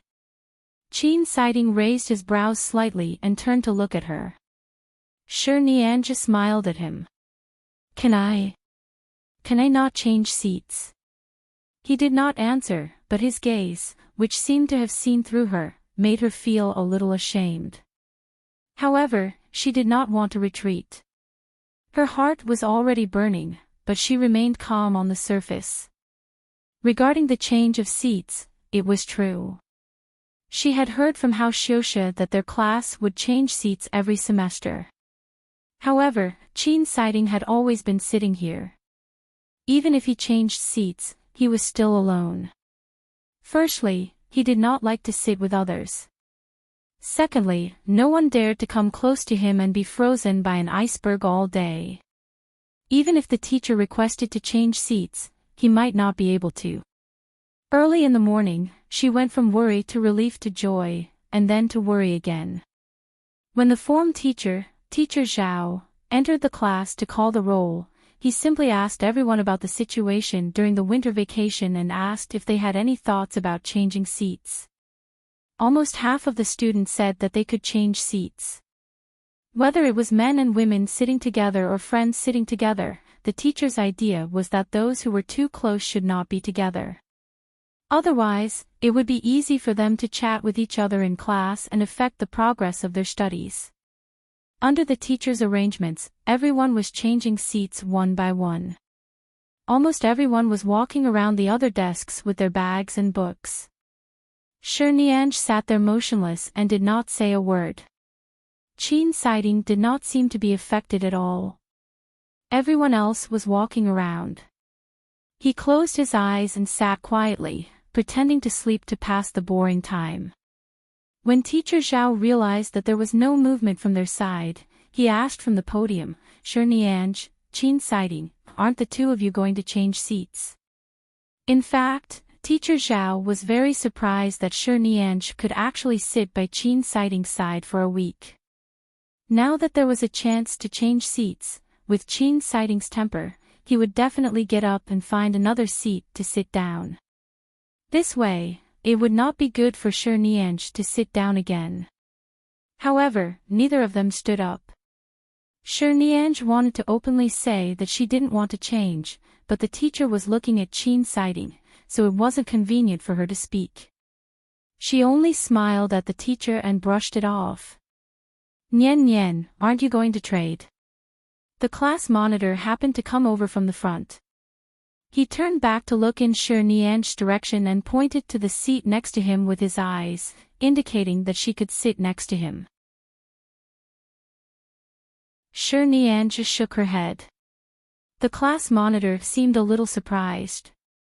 After all, although she had sat at Chin Sighting's place for a week, she had very little interaction with Chin Sighting. The atmosphere between them was still very cold. With Shirnianj's cheerful and lively personality, she shouldn't be very happy in such a cold atmosphere. She actually didn't plan to escape from that iceberg. "I can sit here. I ranked 7th in the previous mock exam. That's not bad. I can also help you with your studies and tutor you." The class monitor placed his bag on the seat by the side, indicating that he didn't want anyone else to sit. His eyes were still looking in Shirnianj's direction, clearly insisting that she go over. The class monitor was a tall and handsome boy with glasses. He had a buzz cut and always seemed to carry the heroic spirit of a student leader. Shirnianj had not interacted much with him. It seemed like she had only brought Hao Xiuxia to the infirmary and the hospital with him when she had a stomachache. Later on, they only interacted with each other in terms of their studies and did not contact each other in private. Seeing that the class monitor seemed to want her to go over, Shirnianj did not want to go. However, Chin Sighting's completely cold attitude made her feel a little embarrassed. Teacher Zhao was still watching from the side. He signaled her with his eyes, clearly asking her to go to the class monitor's side. After all, Shirnianj's grandfather had told him that he hoped that after Shirnianj was promoted to the 3rd year of high school, someone would help her when she faced the pressure of her studies. Last semester, Teacher Zhao had told her to go to another seat, but this child's temper was really stubborn. It had been an entire semester and she still hadn't changed. Now, she actually didn't plan to change. Seeing that Shirnianj was still sitting there firmly, Teacher Zhao looked at Chin Sighting, who had been sitting there quietly with his eyes closed. "Student Chin, do you and Shirnianj plan to stay in your original position or change seats?" Everyone was busy moving their books and things. Only a small number of people noticed the situation here, but they only took a glance and then went to chat happily with their new desk mates. The class was noisy, and Shirnianj's heart was also noisy. The class monitor walked over and was about to move Shirnianj's book over. Shirnianj saw that the teacher and the class monitor were planning to move her away from Chin Sighting. For a moment, she could not help but suspect if Chin Sighting had privately requested it from the teacher. In fact, Chin Sighting did not want to sit together anymore. Her heart was in a mess. She subconsciously reached under the table and gently tugged on the sleeve of the person beside her. Chin Sighting opened his eyes and turned to look at her. Shi Nianj also turned to look at him. Nian Nian, give me your bag. I'll bring it over for you. The class monitor had just picked up a few of her books when he glanced at her bag on the seat and reached over. Before his hand could touch her bag, Qin Siding's gaze finally turned to him. He coldly glanced at the class monitor. She's not changing. Teacher Zhao was still thinking about how to help Shi Nianj improve the learning atmosphere in the last semester of high school. The class monitor she had arranged to go over was indeed pulling her. However, she never expected Qin Siding to speak. The class monitor was also startled. His hand was still in midair and did not touch her bag.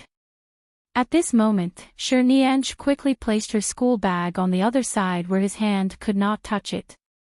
She subconsciously moved her body closer to Qin Siding's side.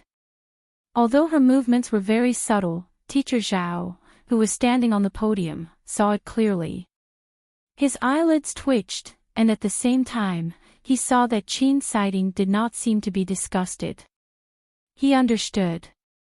These young children nowadays. The Qin family and the Shi family could not afford to offend anyone.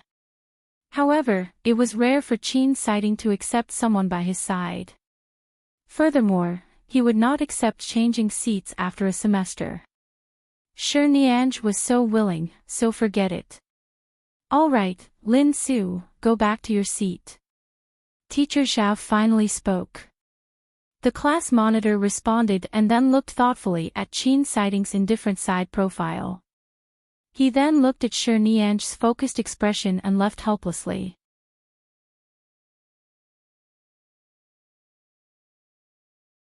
Chapter 1466. No words could express Shi Nianj's current feelings. This feeling filled her heart and remained there for several days. Qin Siding was too good, in fact, under the circumstances where the teacher and the class monitor, Lin Su, clearly wanted to change her seat. If he really didn't like her sitting by his side, he could have remained silent. But he kept her.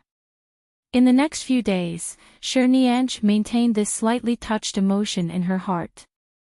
When she recalled that Qin Siding had taken the books from the class monitor's hands and placed them on her desk, she felt full of energy. She had to study hard. She couldn't be left behind by the top student. For the next few days, when she slept, she would hold her phone and look at the screen, constantly calling Qin Siding's name in her heart. Although he did not send her any more text messages, just these chat records were enough for her to savor for several days. It had been 3 or 4 days since school started. These 3 or 4 days were peaceful, as though the storm of changing seats had finally passed. Many of the students who had changed seats had officially entered the state of preparing for the college entrance examination. Hao Xiuxia and Zhao Xiaoqin did not change seats either. The two of them seemed to have sat together in the first year of high school. Later, they changed seats and changed back last semester. This time, they did not change seats, and the teacher did not say anything. After all, they were both students in the last 2 rows. Her parents had already gone abroad again. Shi Nianj returned to Lishui Villa as usual. When Auntie Xiang and Uncle Qin sent her here, they prepared a lot of delicious food for her. The next morning, Shi Nianj brought the chocolates that Auntie Xiang had brought her to school. The chocolates were for Zhao Xiaoqing and Hao Xiuxia. There was also a box of fruit that she had personally cut in the morning. She placed it in a fresh keeping box and planned to give it to Qin Siding. She didn't know why she always liked to bring gifts or food for her good friends. In fact, they weren't expensive things, but she always felt that she couldn't finish them alone. It would be a pity to leave so many delicious food in Lishui Villa for more than 2 days. She might as well eat with her friends. She sat in the classroom for half an hour in the morning. As expected, Qin Siding came to school at about the same time as usual. Seeing him unhurriedly enter from the door and sit by her side with his shoulder bag, Shi Nianj recalled what her parents had said to her before they went abroad. While they were young, everyone was still very simple. If they liked him, they could fight for it. Don't miss it, and don't leave any regrets for yourself. Thus, she looked at him with a pair of starry eyes. Enchanting also glanced at her. He was expressionless, but for some reason, Enchanting felt that he seemed to be in a good mood today. His expression was also relatively peaceful. Almighty Chin. Enchanting called her softly. Good morning. She thought that Enchanting would not respond, or that he would just give a faint and, like usual. Unexpectedly, he opened his mouth and calmly said, Good morning. Enchanting's heart melted at this moment. She quickly lowered her head and pretended to check last night's homework. Her heart was beating so fast that she could only think of a way to calm herself down. Enchanting greeted her good morning. He had said happy birthday and good morning. She was fine. Very good. Very good. Although they did not change seats, everyone had changed seats this time. Therefore, her and Enchanting seats were moved from the row by the window to the row by the other wall and door. Behind them was Hao Shusha's side, which was the back door of the class. It was also the position where the teacher often stood outside to launch a surprise attack. This new position had a good line of sight. At the very least, there was no need to draw the curtains to block the blinding sunlight. There was a high wall next to her. When she was tired, she could lean against it for a while. When she sat here, Enchanting took the initiative to ask to sit against the wall. Enchanting agreed. He only changed his left and right seats with her. Everything else remained the same. Enchanting was actually a little scheming. This was because every time she was about to go out after class, she could talk to Enchanting. For example, Almighty Chin, I'm going out for a while. I'm back. I'm going out to buy water. I'm going to get something from the teacher. As he was sitting outside, she had to tell him if she wanted to go out from her seat. This way, there would be more space for communication. Right now, he would more or less respond. Even if it was just a "n." After another half a month, because Enchanting remembered the time Enchanting would arrive at school, she kept the time and waited outside the school gates. When she saw that he was indeed walking over from that path, she immediately walked quickly toward him. Good morning. Enchanting usually wore her school uniform in a well-behaved manner. In the entire third year of high school, Enchanting was the only girl with a particularly good family background. However, unlike other girls, she did not find opportunities to put on makeup and do her hair from time to time or wear all kinds of strange clothes during weekend tutoring. She wore her school uniform from Monday to Friday. She had 3 sets, and she washed and changed them back and forth. On weekends, she wore very ordinary clothes, and most of them were student clothes. She looked clean, and she never wore any luxuries that matched her family background. After so long, the only change in her body was that she had changed to a new phone, but it was not the especially expensive one. Instead, it was a white and delicate phone with comprehensive functions. Furthermore, she had specially thought of a way to keep the text messages between her and Enchanting. When she changed her phone, she struggled for a long time. Later, she asked Uncle Tai to go to the operator's side to help her think of a way. Only then did she successfully keep the text messages on her new phone. Enchanting glanced at her. Good morning. Another 3 words. She didn't know if it was her imagination, but if the time he treated her to a meal was considered perfunctory, now when he occasionally spoke to her and responded to her, he was quite serious and no longer perfunctory.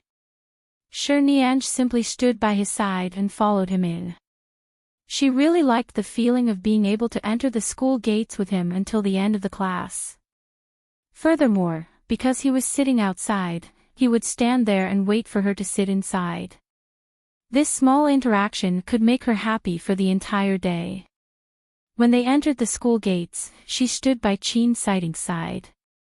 Seeing that he was already used to her following him and did not seem to reject it at all, she leaned behind him and whispered, "I remember that the Enchanting family should be on the left. Why do you always come from the main road in the middle? Don't you usually come home to stay?"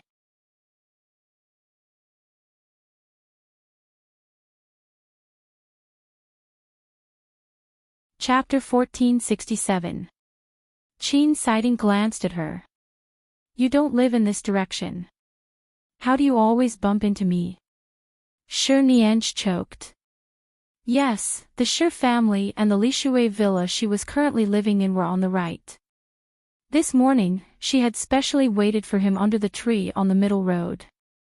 "How do you know which direction I live in?" "Every day, when I enter and exit the school gate, I'll occasionally see where you get off the car. So you specially watched me get into the car. Did you see which direction I went back in?" Enchanting's eyes lit up. Enchanting slowly answered, "I saw it once." "Just once? You're sure that I'm not in this direction just once?" Enchanting said as she looked at him with a meaningful smile. This time, he simply ignored her and walked in calmly. In the next few days, Enchanting simply waited for him under the tree on the middle road outside the school gate every day. Anyway, she said that she was passing by, and he knew that she was just spouting nonsense. He did not expose her. It was quite good to enter the school gate peacefully, hee. It was almost April in High City. It was cold in spring and freezing in autumn. Spring was the peak period for influenza. Many students in school had caught a cold and fell sick. However, because they were preparing for the college entrance examination, some people simply went to school with an 4 drip. Enchanting thought that her body's resistance had always been good, but in the end, she was unfortunately defeated by the illness. It wasn't easy for her to endure another weekend without Enchanting. On Monday morning, she was about to wait for him under the tree outside the school gate as usual, but she really couldn't get out of bed. Afraid that she would be late, she could only call Uncle Enchanting. Uncle Enchanting usually wasn't at the Sher family side.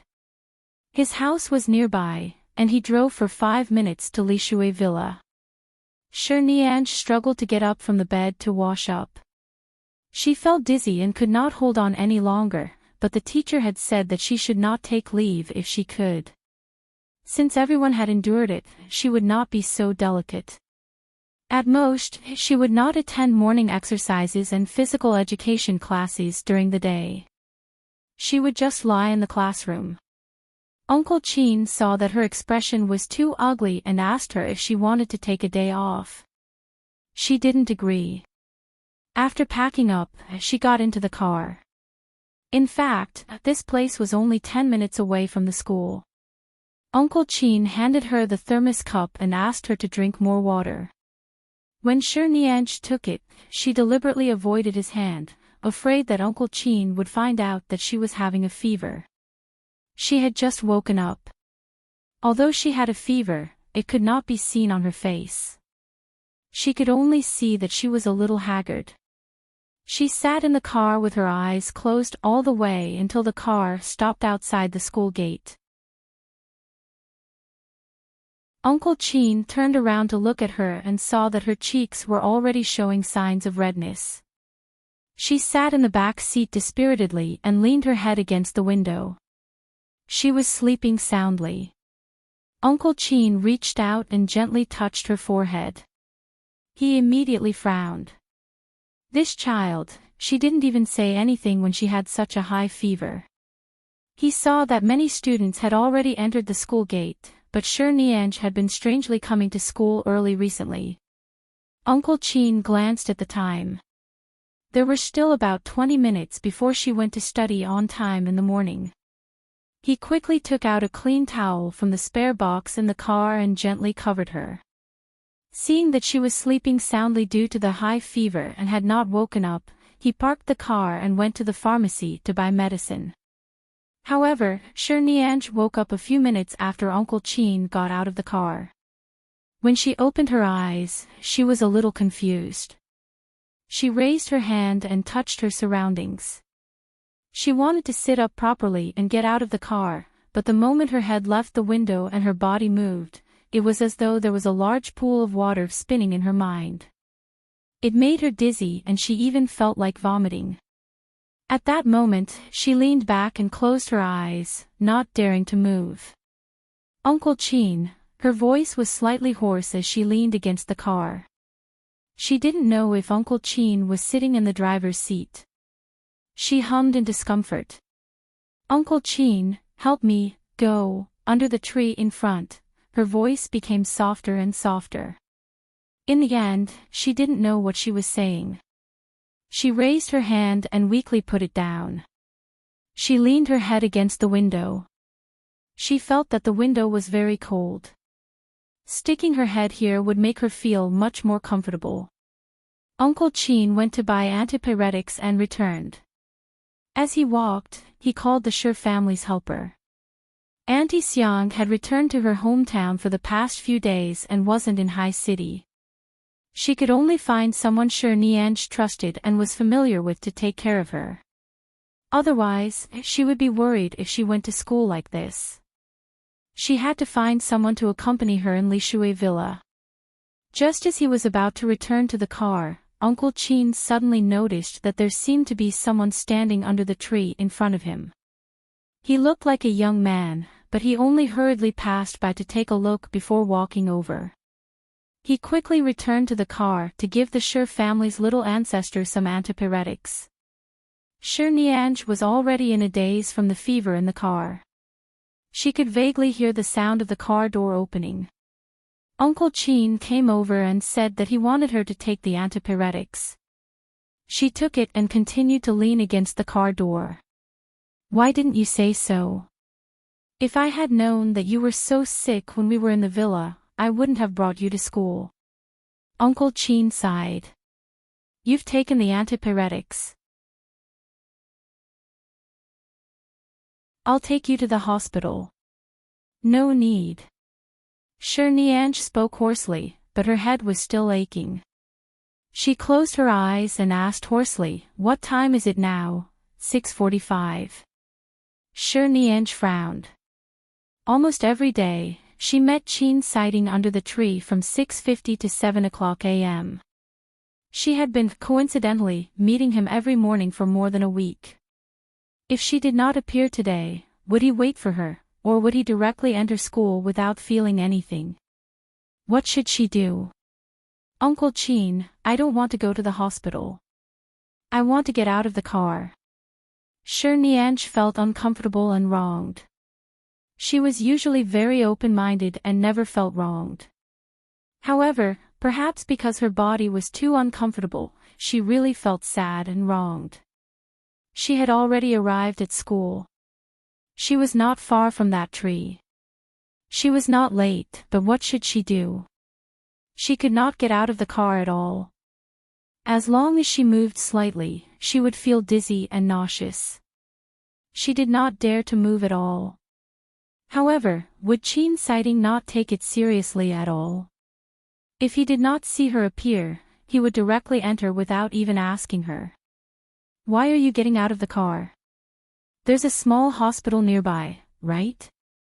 Last time, you said that you accompanied your classmate there. You have to go and take a look at your fever. The flu has been very serious recently. If you only take antipyretics, it might not be of much use. Go and take a look first." "No, I want to get out of the car, you have to be obedient." Uncle Chin saw that she was suddenly so willful and immediately used some strength. Although he was the Shi family's chauffeur, he had watched Shirnianj grow up. He definitely could not allow her to enter school sick. Shirnianj felt extremely wronged. Shirnianj was extremely aggrieved. She heard him close the car door and prepare to drive. She quickly sat up in her seat and turned to look out of the car window. Recently, the higher-ups have been very strict. There has been an earthquake in the online literature circle. Almost all the novels are being blocked or changed. There are many situations where the first chapters are messed up. Everyone can just delete the book from the bookshelf and collect it again. At present, there are still many chapters in my book that have been blocked. I'll slowly change them myself. You're tuning into the LoveLore Library YouTube channel. We're so grateful for your support, and don't forget to subscribe to join us on this incredible journey through captivating stories. Your generosity through donations truly makes a world of difference, as it's the primary source of revenue that allows me to expand and enhance this channel for you. Thank you from the bottom of my heart for being a part of this adventure.